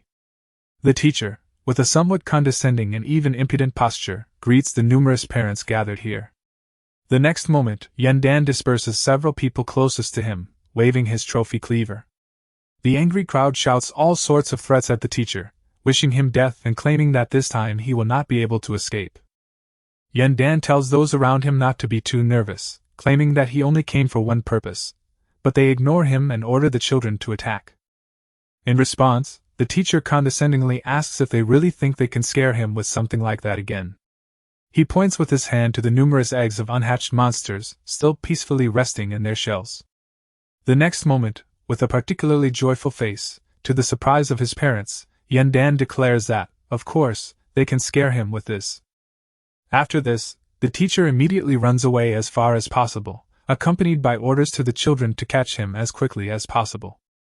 The audience watched Yang Dan's actions with concern, completely unable to understand what was happening and how the drama of Fum's death had turned into a comedy of this running around. Meanwhile, the teacher had obtained a quick marching talisman and intended to use it in this particular situation, considering that its effect only lasted for 60 seconds. Just when the hands of the monstrous children were about to reach his back, Yen Dan finally activated the power of this talisman. His agility stat instantly tripled, and the teacher skillfully used this ability to avoid danger. Spectators at the time called it a comedy and a circus, also noting that it was unknown what the swindler would do when the talisman's effect wore off. Yen Dan certainly took this time limit into account when she planned to take the children outside the incubation city. Tang Xian's diary records that he tried to escape and leave this place many times, but he always returned back. This means that there must be some secret in this city that is misleading people and holding back the development of young geniuses. Meanwhile, Yen Dan, of course, continues his marathon and comes across a huge fork in the road with many different paths. While running, the teacher does not understand where so many different roads could come from, and he thinks hard about how to reach his goal. A notification appears in the game stating that the talisman's effect is quickly expiring, and Yen Dan only has 20 seconds left. Feeling the need to hurry, the teacher sped up considerably as he drove down one of Hatchtown's alleys. He subsequently finds himself at the same crossroads as Tang Xian, who wandered around the city and could not get out of it. The notification came again about 15 seconds later, which made Yan Dan even more tense as he didn't know where to run. The next notification, along with the rapidly approaching monsters, didn't improve the situation much. The teacher turned away and used the last 10 seconds to speed up his escape from dangerous enemies. When the time was almost up, Yan Dan thought to himself that he had managed to escape from the monsters enough to be safe for a certain time. And finally, the full 60 seconds of the talisman's action had passed, accompanied by an in-game announcement and sad comments from the audience. For some time, commentators discussed the situation as a surefire, hopeless situation, but many refrained from making judgments and preferred to wait for the skirmish to be resolved. Meanwhile, a sweaty Yan Dan could barely move after the grueling run. Gradually, dozens, if not hundreds, of parents began to come to him, whose children ran after him with such zeal. Within minutes, the teacher was surrounded by a large crowd of angry parents who did not wish him any good. Yan Dan addresses them all and asks if they want to cut off his head, rip out his heart, or eat him piece by piece. However, the crowd did not react to these words in any way, only gloomily watching the prisoner. The next moment, a crowd of people lifts him from the ground, takes him by the hands, to continue the execution. Finally, the crowd, exulting at this violence blessed by their god, throws his body into a huge fountain of blood. Afterwards, the happy parents tell each other that Yan Dan has finally died, and it will be a great honor for them to become the nourishing juice for their children. However, the next moment someone put a hand on the parents' shoulder and asked what they were talking about. It was, of course, Yan Dan, who held a cleaver to the throat of this same father, while simultaneously demanding that he state the topic of conversation. The parents, frankly speaking, are shocked by this turn of events and do not understand how the teacher could have survived. The man with a cleaver at his throat began by asking how Yan Dan could have ended up there. However, he didn't even have time to finish speaking, because the teacher cut his throat with one elegant swing of his cleaver. The teacher simply asked the parents, shocked by such an act, what is wrong with the expression on their faces. After this, he asks if they still plan to treat him as they had previously agreed, or if their plans have changed. However, immediately after this, Yan Dan says that it doesn't really matter what they wished for, as long as they were the ones who killed the wishes of others, namely their own children. The teacher asks how a person who does not respect the wishes of others can expect to have his own fulfilled, which angers many parents. They all claim that their wishes come first because they want their children to be outstanding and are willing to pay any price for it. Yan Dan reminds the crowd that to achieve this they only beat and despise their children, ruining their health and depriving them of the meaning of life. The teacher regrets that the minds of children are under the control of their parents only, and that without them they cannot do anything. Ultimately, Yan Dan argues that all these desires stem only from the vanity of the parents themselves, who want to have outstanding children as a sign of their achievements and status, rather than real children. Finally, the parents declare that such a creature cannot understand them, and continue to talk about how they will kill the teacher and wash away his blasphemous words with his blood. Realizing that the discussion will lead nowhere, Yan Dan expresses his disappointment and bows to the crowd. Suddenly, a small metal megaphone appears in the teacher's hand, to the surprise of the entire surrounding crowd. Using his talent and a megaphone, Yan Dan declares that after the children commit suicide, only the parents will remain in the city. He goes on to say that, given that the children would be better off without them, the parents would be better off killing each other. The game system evaluates this use of the cheater's talent as acceptable, which leads to significant cognitive and behavioral changes in parents. Yan Dan dematerializes his cleaver and reflects on how his talent only gives him 50 chances. However, in his opinion, if these 50% are applied to such parents, then they can be considered 100% acceptable. The parents began to pursue each other in a veritable orgy of violence caused by Yan Dan's talent. They beat, choked and hurt each other, claiming that if everyone else died, their children would be the best. At the same time, viewers tried to understand the swindler's talent, thinking about how to attract him to their teams. However, one commentator noted that it was unfair that Yang Dan's talent didn't seem to have any impact on his amazing sense of balance. The teacher hears for the first time that talent can include a flaw in the balance of forces, which can even lead to death.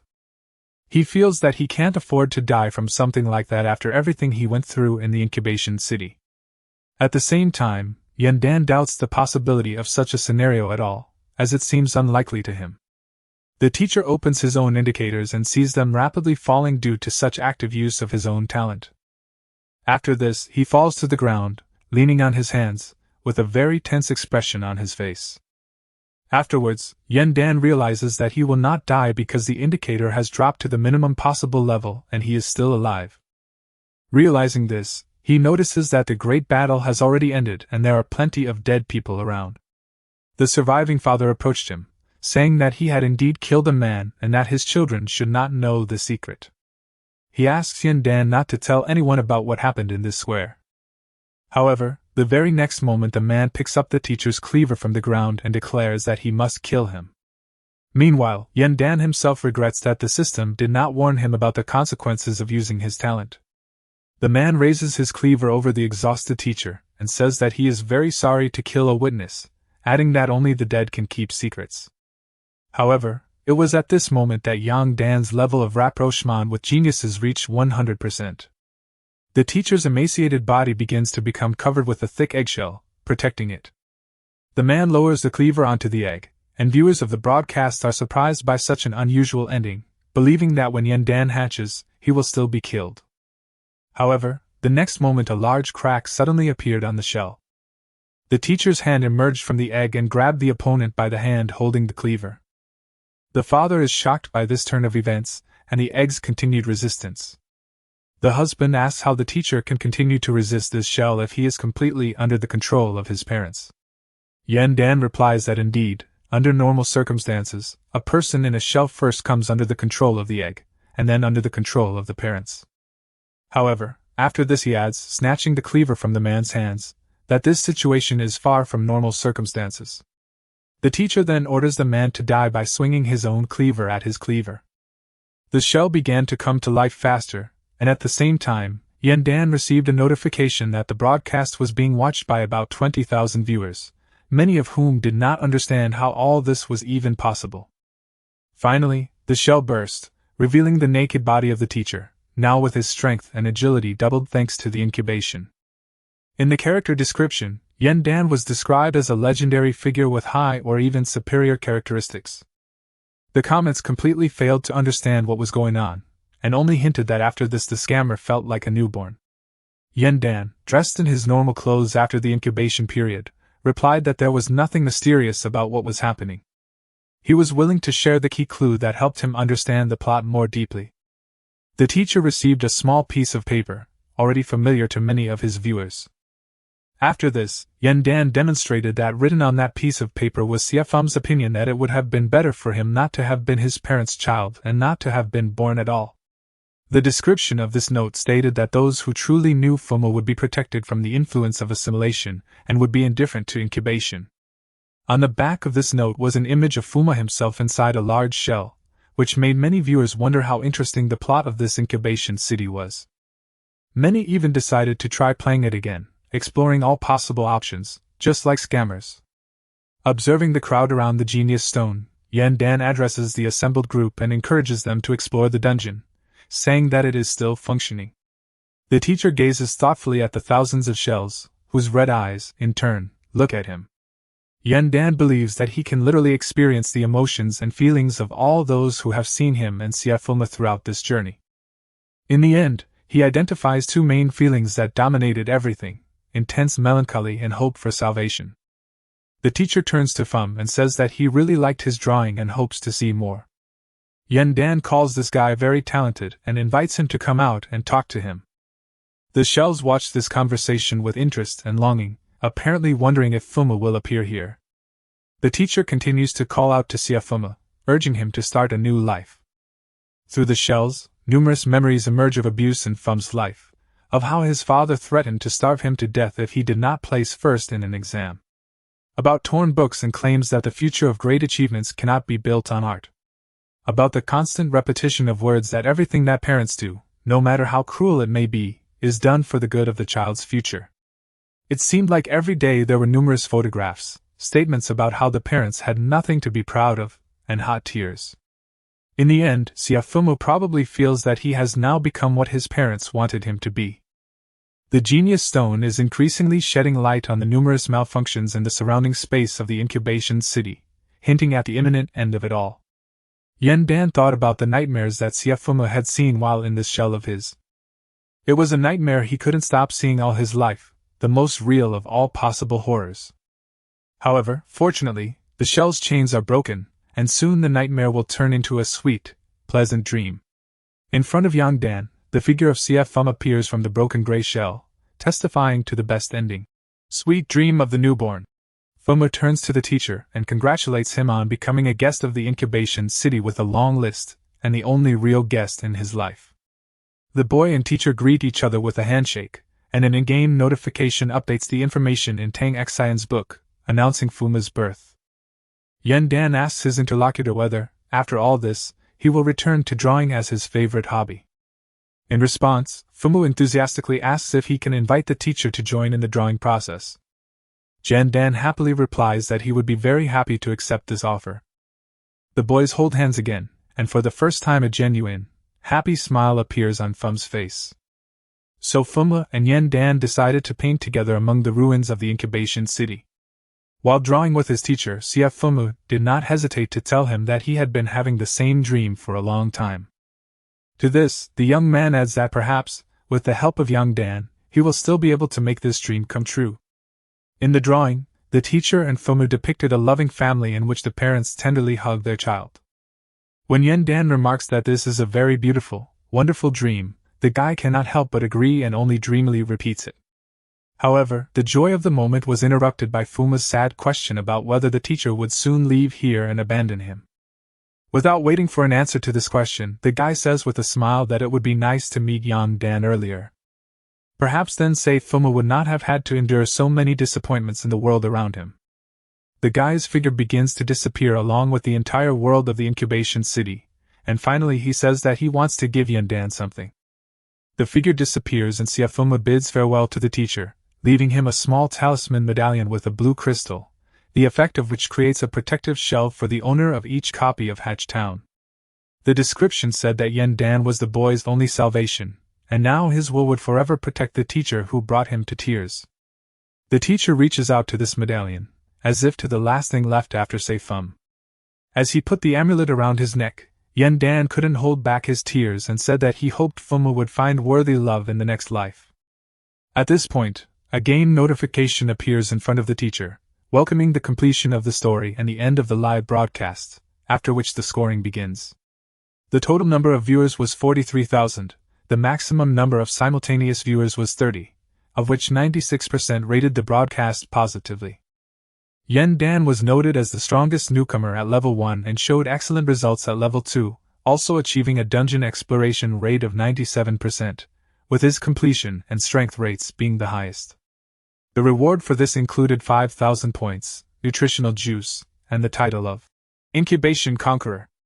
Dan's total points had exceeded 17,000, and the nutritional juice could enhance all of his stats. The title of Incubation Conqueror was described as being extremely rare, with the teacher said to have bested over 17 million players, and that the title made him resistant to change and curses. In another notification, Dan was informed that his title would become available to other players in the incubation mode, and he would be able to send them any messages. Once the teacher understands this, he will immediately understand what message he wants to convey to the players. The message from the SS-level scammer Dan said that food destroys people from the outside, while life devours them from the inside. The system then asks the boy if he wants to return to the real world, adding that he can spend his points to purchase new cells that will help extend his life. Considering the rather high price of 1,000 points for 1 day of life, Dan decides to spend 15,000 to live 2 weeks of ordinary real life. Dan presses the point exchange button, after which the system tells him how many points he has left and transfers him to real life. The next moment, the man finds himself in his room, where a nurse enters and declares that brain cancer is incurable. Carrying a plate of food, the girl says that only a miracle can help a cancer patient, which, unfortunately, does not exist. Seeing Dan in bed, she did not recognize him as her patient and asked who was in front of her, and whether he was a relative of the patient lying in this bed. In response, the man simply shakes his head, denying the nurse's theory. The girl says she apparently mistook him for someone else and claims that this patient has moderate stage brain cancer, but he has not been found for 2 days. The nurse says with concern in her voice that she doesn't understand such strange patients who could just up and leave. She believes that the patient may be hoping for a miracle, adding that she does not understand how such a rich country does not provide medicine to terminally ill people. Suddenly the girl notices that Yen Dan is looking at her attentively, without expressing any particular emotions. The nurse asks with some concern if it has to do with the way he looks at her, and if that is the reason. Yen Dan replies that he simply finds the girl's face very beautiful, and therefore admires it. At these words, the nurse blushed slightly, thinking about something romantic and the fact that this patient was not like those she had seen before. Suddenly she decides to ask why Yen Dan's face seems so familiar to her. To this the man replies that he is the very patient who can only be helped by a miracle. Within minutes, Yang Dan was surrounded by dozens of doctors who called him a new wonder of the world, claiming that his cancer cells had somehow stopped multiplying. In addition, the boy's overall physical health improved significantly, leading many doctors to believe they were on the verge of new discoveries in the fight against cancer. Some scientists even found it necessary to invite Yang Dan to their research center to conduct certain analyses. And at that moment the boy suddenly disappeared, to the great surprise and disappointment of the eminent doctors who were in his room. Yen Dan quickly left the hospital room, leaving doctors in a panic to search for him and scream about how they could have dropped him. The guy was walking down a large concrete staircase wearing only striped pajamas, holding a phone in his hand. Yen Dan opens a news portal post detailing the latest details of the famous champion's suicide 10 years ago. The deceased's parents are rallying to support healthy parenting. The boy recalls how much the suicide was discussed. The child, considered a champion, committed suicide shortly before the entrance exams. He covered himself in graffiti calling himself second place, expressing his hatred and apologies, and then committed suicide by hanging. The case sparked widespread public discussion, and many parents ended up changing their approach to raising their own children. However, some parents did not change at all, but simply began to monitor their child as closely as possible. Yen Dan remembers the guy's name, Xie Xian, but when he finds his photo, he notices that he looks very similar to Fuma. This allows the player to understand the essence of the different copies of the game, what these copies are and how they work. Subsequently, Yen Dan decides to visit the grave of this champion and goes to the old city cemetery. He takes with him a large bouquet of dandelions, many of which have already turned white and fluffy. Walking with this large bouquet, Yen Dan searches among hundreds and thousands of identical monuments for the same grave. Then his attention is drawn to an adult man in a black suit and a girl of about 10 years old, standing next to a large pot of yellow flowers. The man named her Xiao Luo and asked her to help all the dead children by leaving a flower on the grave of each of them. Yen Dan was surprised that the man asked the girl to leave the flowers instead of doing it himself. For some time the guy watches the girl's movements and actions with surprise. Noticing this, Xiao Luo immediately called out to him, and asked him irritably what he was looking at. Yen Dan folded his hands slightly tensely in apology, and turned to walk away from the girl. Meanwhile, Xiao Luo tells his father that this guy looks quite familiar to him, and asks if he is a scammer. Eventually, after some time, Yang Dan finds Xie Xian's grave, where he sees his parents. With tears in their eyes, both parents asked for forgiveness, saying that they had not appreciated him before and now they realized that it was too late, but they still asked him to forgive them. Father claims that they have harmed him too much, so they do not hope for forgiveness, but if such a desire were to arise in Xie Xian's soul, then they would consider it the highest happiness. After this, both parents stated that they would do everything possible to ensure that such tragedies do not happen again in the future. A few minutes later, the couple leaves the grave, supporting each other with words, but still unable to hold back their tears. Yen Dan finally reaches the grave and addresses the boy as Fum, saying that he brought him flowers. By laying bouquets on the graves, the boy expresses the hope that in the afterlife the deceased will be like a dandelion. Yen Dan claims that now the soul of Xie Fum or Xie Xian is free from nightmares, like a dandelion fluttering in the wind. Looking at the grave, the boy hears a young male voice calling him, Teacher Yang. Turning around, Yang Dan sees Xie Xian's smiling figure in front of him, and asks if it's really him. The man, with a surprised look on his face, says that he is mistaken and that it is not Xie. However, immediately after this he admits that he really does look very, very much like the late champion. That's why, when Xie comes here with his parents to clean the ancestral graves, his parents are very afraid of him. The boy's parents also appear before young Dan, and their appearance surprises and frightens him a little. To him, they seem like a modified version of Siafuma's parents, with polite smiles on their faces. However, later the parents talk to their son with great concern, give him time to speak out, and leave him a bottle of water.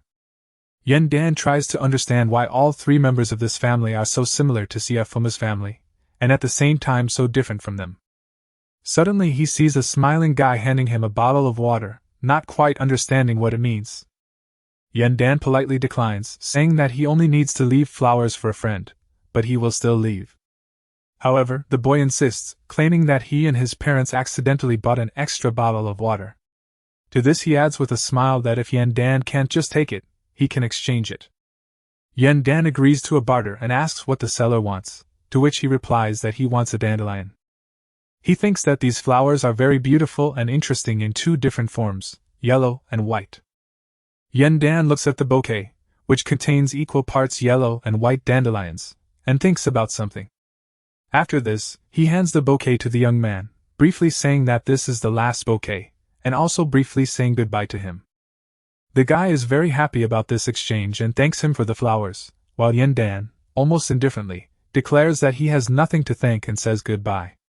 As he opened the bottle of water, he thought that everything he had just seen, parental love and care, self-confidence, seemed like a dream to Siafu. Yen Dan, trying to figure out the situation, continues to reflect on it, and during a strange encounter at the old cemetery, he discovers that nothing happened. Seeing a man who looked so much like Fuma, he came to the conclusion that this guy's soul had truly been freed. And thanks to this understanding, the illusion of the kind parents from Sei Fum's dream was destroyed, and his wish came true. In his universe, only a bouquet of dandelions remained, half of which were still yellow, and the other half were already ready to fly away into the world. And so Siafumo inhales the fragrance of these beautiful flowers and finally says goodbye to teacher Yang Dan. With these words, he blows away the white flowers, flying away into the beautiful blue sky, as if he were the only one left among the big white clouds.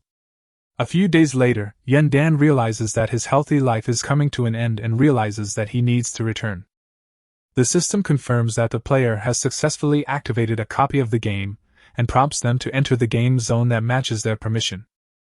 With Yang Dan's consent, 3 rings of amazing energy appeared around him, blazing with blue flames, like fantastic magic.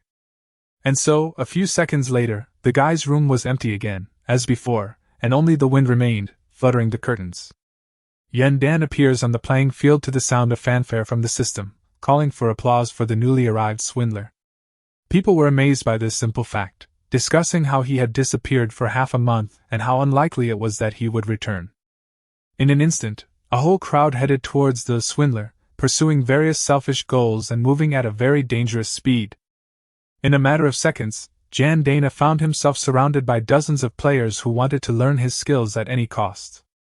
In this regard, the fraudster only thought with horror that he had entered some vicious world of counterfeits, where there were many people around.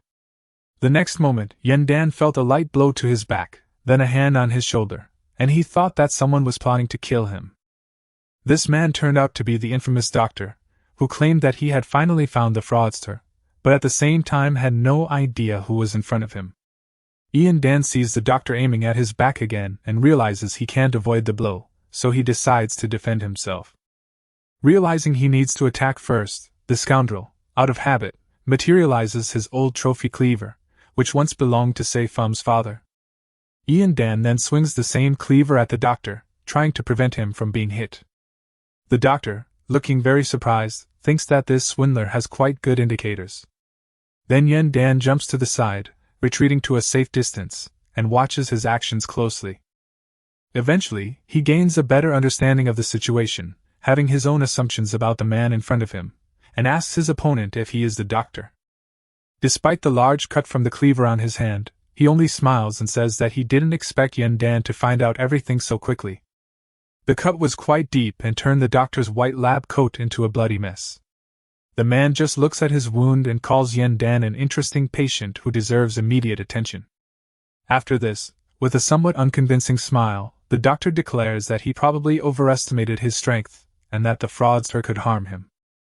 However, he later adds that it is not so easy to break, and with one touch to his own wound, he makes it heal instantly. Later, the doctor mentally admits that he still finds his rival quite effective at intimidation. Meanwhile, Yen Dan decides to find out why this man was looking for him. The doctor extends his hand with a smile and says that he wants to be friends, adding that no compelling reason is needed for this. Yen Dan sees that the man has no weapon in his hands and thinks that he has something like a dagger in front of him. The crowd mutters about this strange offer, saying that this guy probably wouldn't dare refuse the doctor. Yen Dan is essentially extending his hand, thinking that if everyone expects him to be afraid, then he shouldn't violate those expectations. Shaking the doctor's hand and approaching him, the man stated that he was well acquainted with his real estate appraisal panel.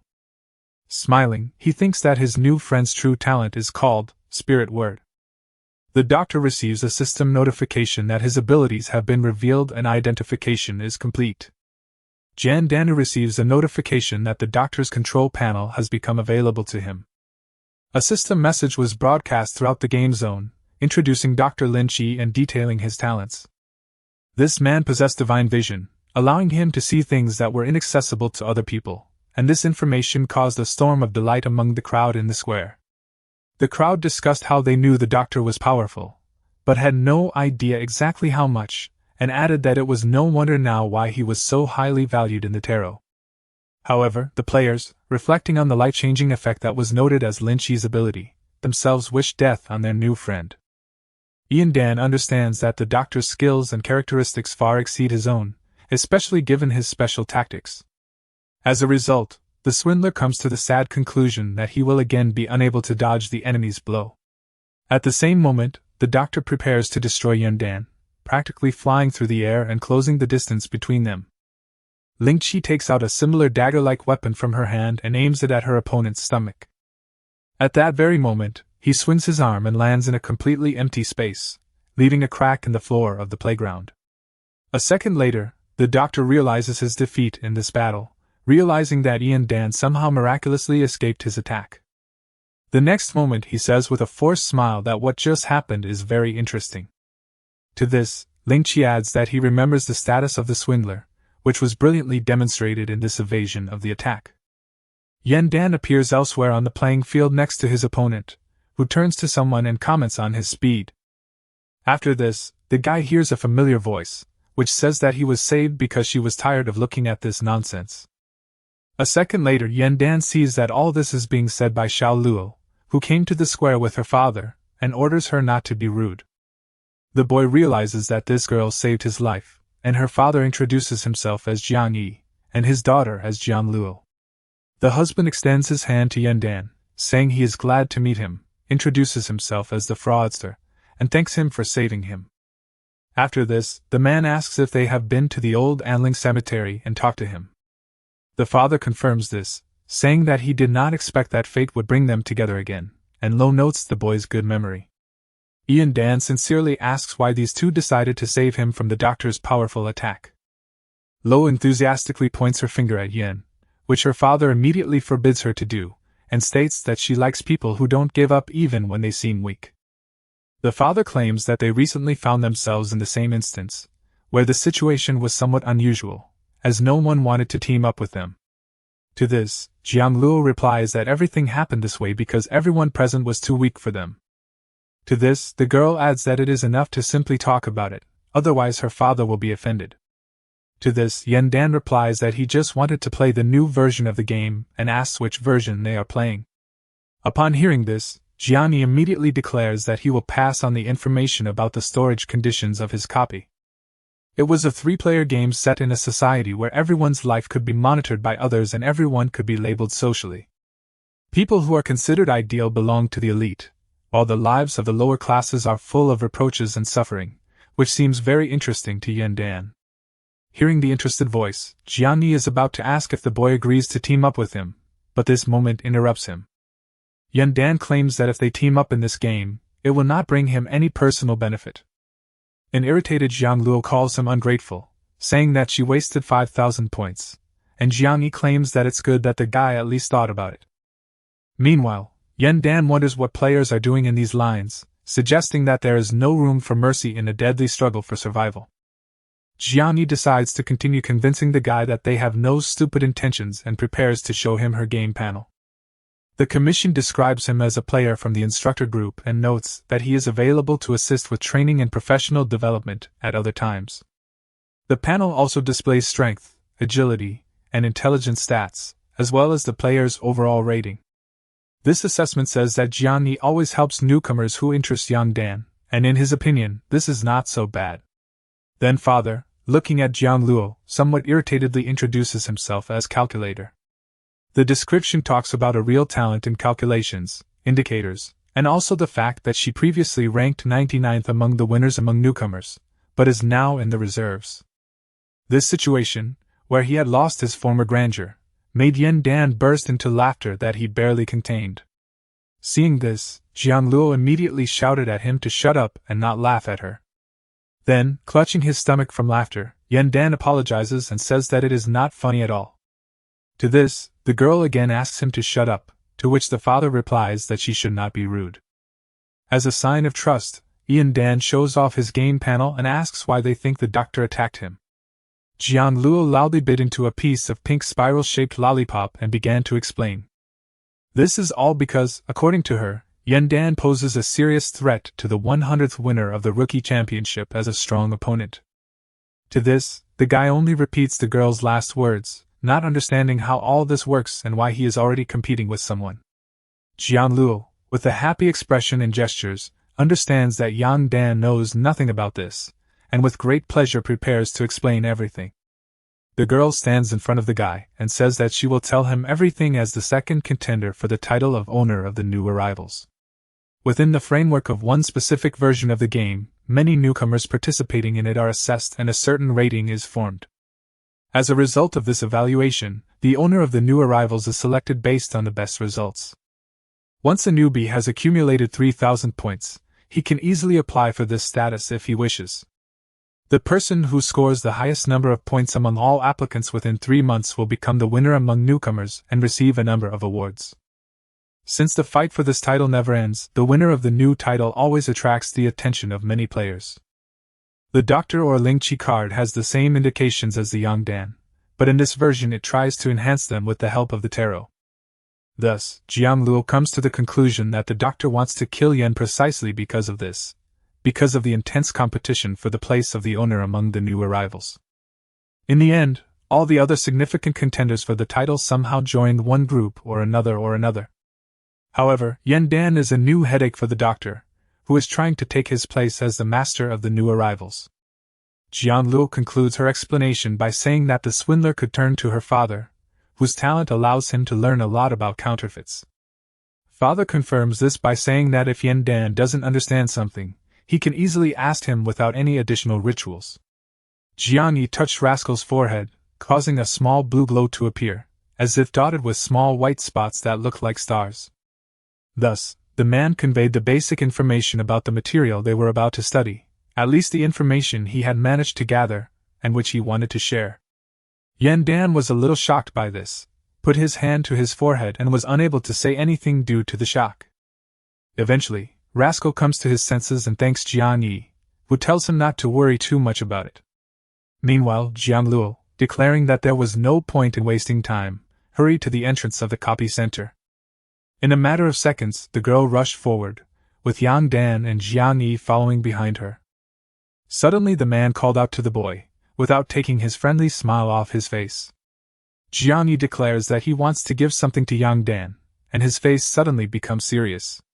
He asks to pick up a blue crystal, the description of which called it "Tears of a Traitor," and spoke of an effect that allows the player to leave the copy at any time and return to the playing field. The more detailed description was a poetic text that spoke only of the possibility of escape when a traitor's tear fell on the player, and also stated that the source of the artifact was unknown. Jiang Yi says that he is giving this artifact knowing that Yang Dan will use it properly, but the man also claims that he has one more request. The man says he is willing to listen to the request and asks the swindler to protect Jiang Luo. Yang Dan replies that it is no problem for him and takes the crystal, for which Jiang Yi sincerely thanks him. As the three walked towards the place that would transport them to the copy, those around them began to discuss the unification of the Jiang family with the new arrival. Players say that all the newbies who came to the instructor are now dead, and so they are very interested in whether the scammer will be able to avoid the same fate. Soon, one of the players in the crowd put his hand on Yang Dan's shoulder to get his attention. The guy warned the scammer to be wary of this family as they loved to scam newbies, adding that he himself almost became their victim. He continues to claim that only death awaits Yang Dan and his team, and Jiang Luo's patience is running out. The girl angrily asks how this guy dares to be so ungrateful after her father taught him so many tricks and gave him so much information. Another man claims that they only remind Yan Dan that he could become a victim at any moment. All these harsh and offensive words made Jiang Luo even more angry, but the anger was still powerless. The next moment Yan Dan pushes the guy's hand away from his shoulder, batting it away with his palm. The scammer says that people in this place are too mean and that one should not say such things about others. The boy replies that Yang is wrong not to believe him, and Jiang Luo laughs and triumphs over him. The girl gives the frauds a friendly nudge and says that everything will be fine and they will successfully complete this work on the copy. To this she adds that others should be jealous of not being included in their company. Jiang Yi still doesn't want to make a fuss, so he orders his daughter and Yang Dan to be quiet. Jiang Luo says that she will call Rascal her little brother, since in this version he will definitely be worse than her.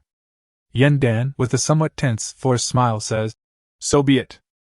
And so the instructor, the calculator, and the cheater are preparing to introduce a new copy of the game with special rules. When the system announces their names and classes, all three confirm their identities, after which more detailed information about the copying conditions is provided. All three will find themselves in a society where everyone's life will be broadcast live, and their status will depend on the assessments of others for 5 days.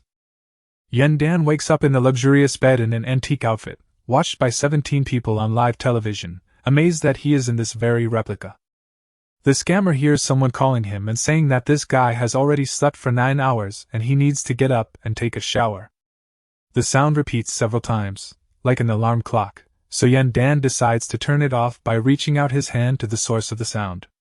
Upon reaching this source, he feels human skin and someone's wet tongue. In an instant, the last vestiges of sleep left Yan Dan when he saw this terrifying object, which seemed to be nothing more than a mouth covered in skin. Moreover, right next to the swindler's bed sat a maid, half of whose face was disfigured. The girl was addressing her master. She insists that since Yan Dan is not sleeping, he should go to the toilet with her, to which he agrees. The maid bows before the robber, and a sign appears above her head, describing the girl as old-fashioned, cruel, but also one of the best and most beautiful maids. Yan Dan tensely notices these inscriptions, as well as the 67 points, and thinks deeply about them. Moreover, he is surprised how a girl with a disfigured face managed to gain recognition from so many people as one of the most beautiful. The maid turns to Yang Dan again with a smile on her face, and asks him to close his eyes so she can wash his face. The swindler was about to do this, but the rag with which the maid wanted to wash him immediately caused him severe pain. It was human skin, removed from a face that still had hair and blood stains on it. Seeing this, Yan Dan decides to wash himself and tells the maid about it, ordering her to leave him alone. Meanwhile, the comments were filled with laughter at what was to come of the scammer's response, which, frankly, alarmed him. The maid came closer and with a calm but somewhat sinister expression on her face said that, in her opinion, her master still needed her. Yan Dan thought that the maid's voice had become very strange, and he also didn't understand why they were acting more like partners than like master and maid. The swindler decides to take a risk and condescendingly asks the girl if she dares to doubt his decisions, warning her not to force him to repeat them. Yan Dan believes she is simply testing the limits of this game, so she adds that if the maid disobeys, she will know what to expect. Finally, the maid gives in and says in a somewhat tense tone that she will continue working and asks to call her if she needs anything. At this moment, the girl leaves the room, which Yan Dan watches closely. Comments at the time claimed they expected nothing less from the scammer, but something else caught his attention. On the panel of labels belonging to this maid, the number of points decreased from 67 to 66. Yen Dan recalls a saying that anyone who observes a person's life for more than half an hour can judge or label them, so it is obvious that the maid is being watched. The scammer decides to look at his score, which was 95 points, as well as the elite owner and ideal creator marks. Yen Dan notices that his glasses have not changed at all, either from this action or from the fact that he was watching it. The scammer sighed with relief that at least he hadn't lost his points. He decides that to understand how this system works, he needs to look at the lives of other people, and the chip on his neck helps him do this. Suddenly Yang Dan heard a loud voice from outside and, thinking it was Jiang Luo, decided to check what was going on. The voice loudly and irritably asks whether, since the girl has become someone's servant, she will now have to clean toilets. Coming out of his room, Yang Dan saw Jiang Luo in a maid uniform, holding a long sword in both hands. The next moment, the girl pointed her sword at the maid who had just left the villain's room and declared that she would cut her head in half. She answers her, calling her the girl with 32 points, and says that if she does not obey orders, she will die. Indeed, Jiang Luo's scoreboard showed exactly 32 points, along with marks for being a maid, unruly, and talkative. With tension and some incomprehension of this irony, Yen Dan only confirms what he saw, saying that the girl only has 32 points. The white-haired maid touched Jiang Luo's sword and instantly broke it in half, with a smile on her face. The girl doesn't understand how this could happen to her weapon and believes that there is definitely something wrong with this specimen. Then her rival servant reaches out to grab the girl and punish her for her disobedience.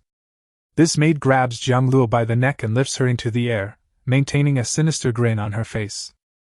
The girl begs her rival for mercy, while simultaneously trying to escape her clutches or at least loosen their grip. Yen Dan orders his maid to stop this, but she refuses, barely hiding her irritation. The maid even claims that this is her personal business, and asks not to interfere in her affairs. Yen Dan tries to understand why his maid doesn't see him as a threat, remembering that he has repeatedly emphasized his demands. This leads him to believe that the definition of the points is not so easy to calculate, and that this is not the only force in this instance. After a few seconds of thought, Yen Dan declares that if it is the maid's personal matter, then he really does not intend to interfere. The maid herself believes that Mr. Yang underestimates her, and thinks that it will be good if he continues to not notice anything. Meanwhile, she continued to strangle Jiang Luo, ordering her to die and telling Rascal to look at this powerlessness that she likes so much. The maid continues to speak, enjoying the suffering of her subordinate, and the sounds of her agony.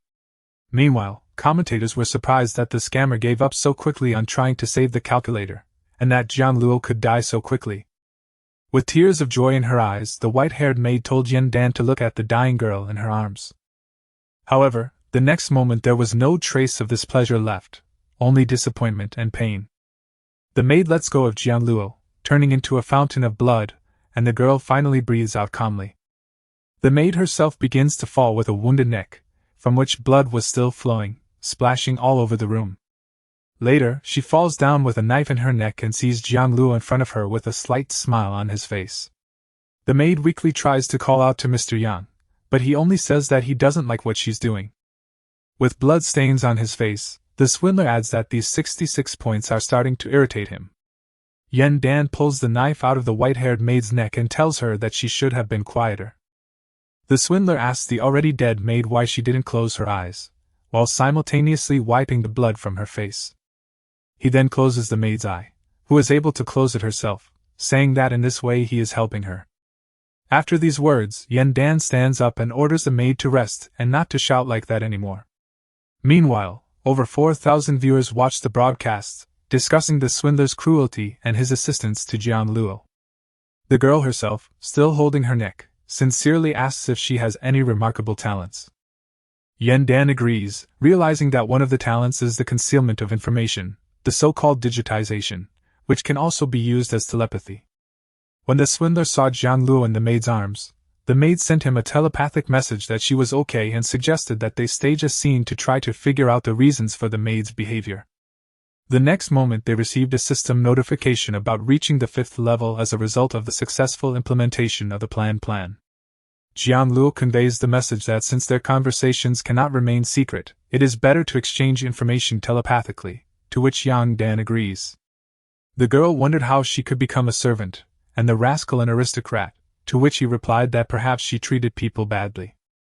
This answer irritates him, but Jiang Luo says that she has more or less figured out the rules of the game for this particular instance. Thanks to the girl's talent, her sword was transformed, but was destroyed, probably due to some rule of a society based on labels. Eventually, both players come to the conclusion that those with more points can control those with less points. Jiang Luo asked how Yang Dan had figured this out so quickly, to which he replied that he had had difficulties before, adding that he knew how to check the rules of the game. The calculator asks the scammer what is bothering him, and he prepares to give him an answer. Yan Dan orders her to take a broom and clean the room. If there's still a corpse lying there in 10 minutes, it will be the end for her. Jiang Luo could barely contain his anger at such a dismissive speech and was preparing to immediately come up with a plan for revenge. The next moment, a system notification about this order appeared, containing all the details and conditions described by Yan Dan. Furthermore, the description indicated that it was an order from a nobleman, and urged Jiang Luo to complete the task as quickly as possible. The girl herself looked at the scammer with disappointment, and told him not to do that again. After this, Jiang Luo was treated differently. Her grades were lowered and she was called a vulgar scumbag, which shocked her greatly. This makes the girl very angry, accompanied by expressive gestures, and eventually Yan Dan agrees to help her. And because of this, the fraudster loses another point out of his 95, and the calculator only chuckles slyly. Yan Dan suddenly lets her go and rudely asks if she heard his order.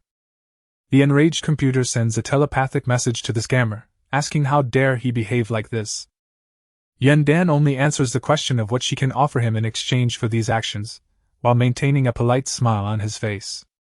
The scammer claims that Jiang Luo has only 9 minutes to carry out the order or she will die. The angry girl thinks about who this swindler is, since he allowed this to happen to her. However, she still follows the order and lifts the corpse with one hand, noting that it is surprisingly light, so the task is not difficult to complete. Yan Dan reflects on why the game's rules are so strict, noting that players have the same designations as the copies they create. Moreover, he can write prescriptions that he himself is unable to fulfill, which makes the fraudster wonder if the copy will consider them monsters. To learn more, Yan Dan summons Tang Xian's new book, which helped him a lot in the last game. The swindler opens a page describing a society where class chaos reigns, and the only principle is constant surveillance of everyone's life. All this leads Yan Dan to the idea that, of course, in such a version, players will be considered monsters. As a result of telepathic messages, Jiang Luo asks why the cooler the inscription, the higher the rating and status of a person. In addition, depending on certain conditions of integration, people are divided into different categories or classes. Yan Dan claims that there are most likely 3 grades. The lowest grade is from 1 to 33 points, the middle grade is from 34 to 66, and the highest grade is from 67 to 99. The fraudster understands that he cannot control his behavior, but has the right to disclose the procedure for performing certain specific tasks. He then reflects on how the maid disobeyed, apparently because she lacked a solid mark of distinction from Yang Dan, and concludes that he should try to change that mark. The scammer telepathically sends a message to Jiang Luo, asking if she noticed anything strange in the room. Among such strange things, Yan Dan had in mind, for example, a real human skull that stood on the coffee table as a decoration. In the next telepathic message, the con man suggests that there may not actually be any laws in this society. On one of the tables, one could find skin from a human face, which the maid had previously wanted to use to wash Yang Dan. Suddenly, both players hear someone entering their house and warning each other to be careful. From behind the door, obscured by red masks, ghosts or cages, a female voice was heard begging not to be sent to death. The woman continues to scream, claiming that she did not cheat, and asks to check her records to make sure. A naked pregnant woman is thrown out of this portal. A male voice calls her a whore, giving her 21 points, and orders her to shut up and do as he says. The man with the hair on his head claimed that it was not his fault that the woman had to leave. He claims that he will send her to Mr. Yang Dan so that at least something good can come out of her. And at that moment, the man throws her out the door, after which the woman falls to the ground. On her card the girl is labeled as a whore and a resource, and also contains other obscene labels. Her rating is 21 points. As a result of the fall, the girl lost a lot of blood and screamed, calling for her unborn child. The woman screams in pain, streams of tears stream down her face, she covers her naked body with her hands and hair. She yells at a man who, after a long relationship, just wants to leave her because of all these damn labels, and talks about how inhumane this decision is. The man says he could let the girl go, but society would not accept her existence. He also adds that he doesn't know who the child is from, but it's definitely not his. His dashboard shows a score of 91 and a mark that he is a righteous person and a promoter of positivity. A man brandishing a bat addresses netizens and declares that he will sentence the woman to death with his own hands. With a sinister smile he says that let Yen Dan decide for himself what to do with this girl. The man turns to the con man and asks him to use all his innate ingenuity and imagination. Jianluo conveys the idea that there are also evil people among the elite and asks what Yang Dan plans to do. The fraudster already has a specific idea of what he plans to do. Yen Dan bows to the man and says he is happy to serve him, which leaves viewers of the broadcast confused. They claim that if a fraudster uses this method, the girl will definitely not survive.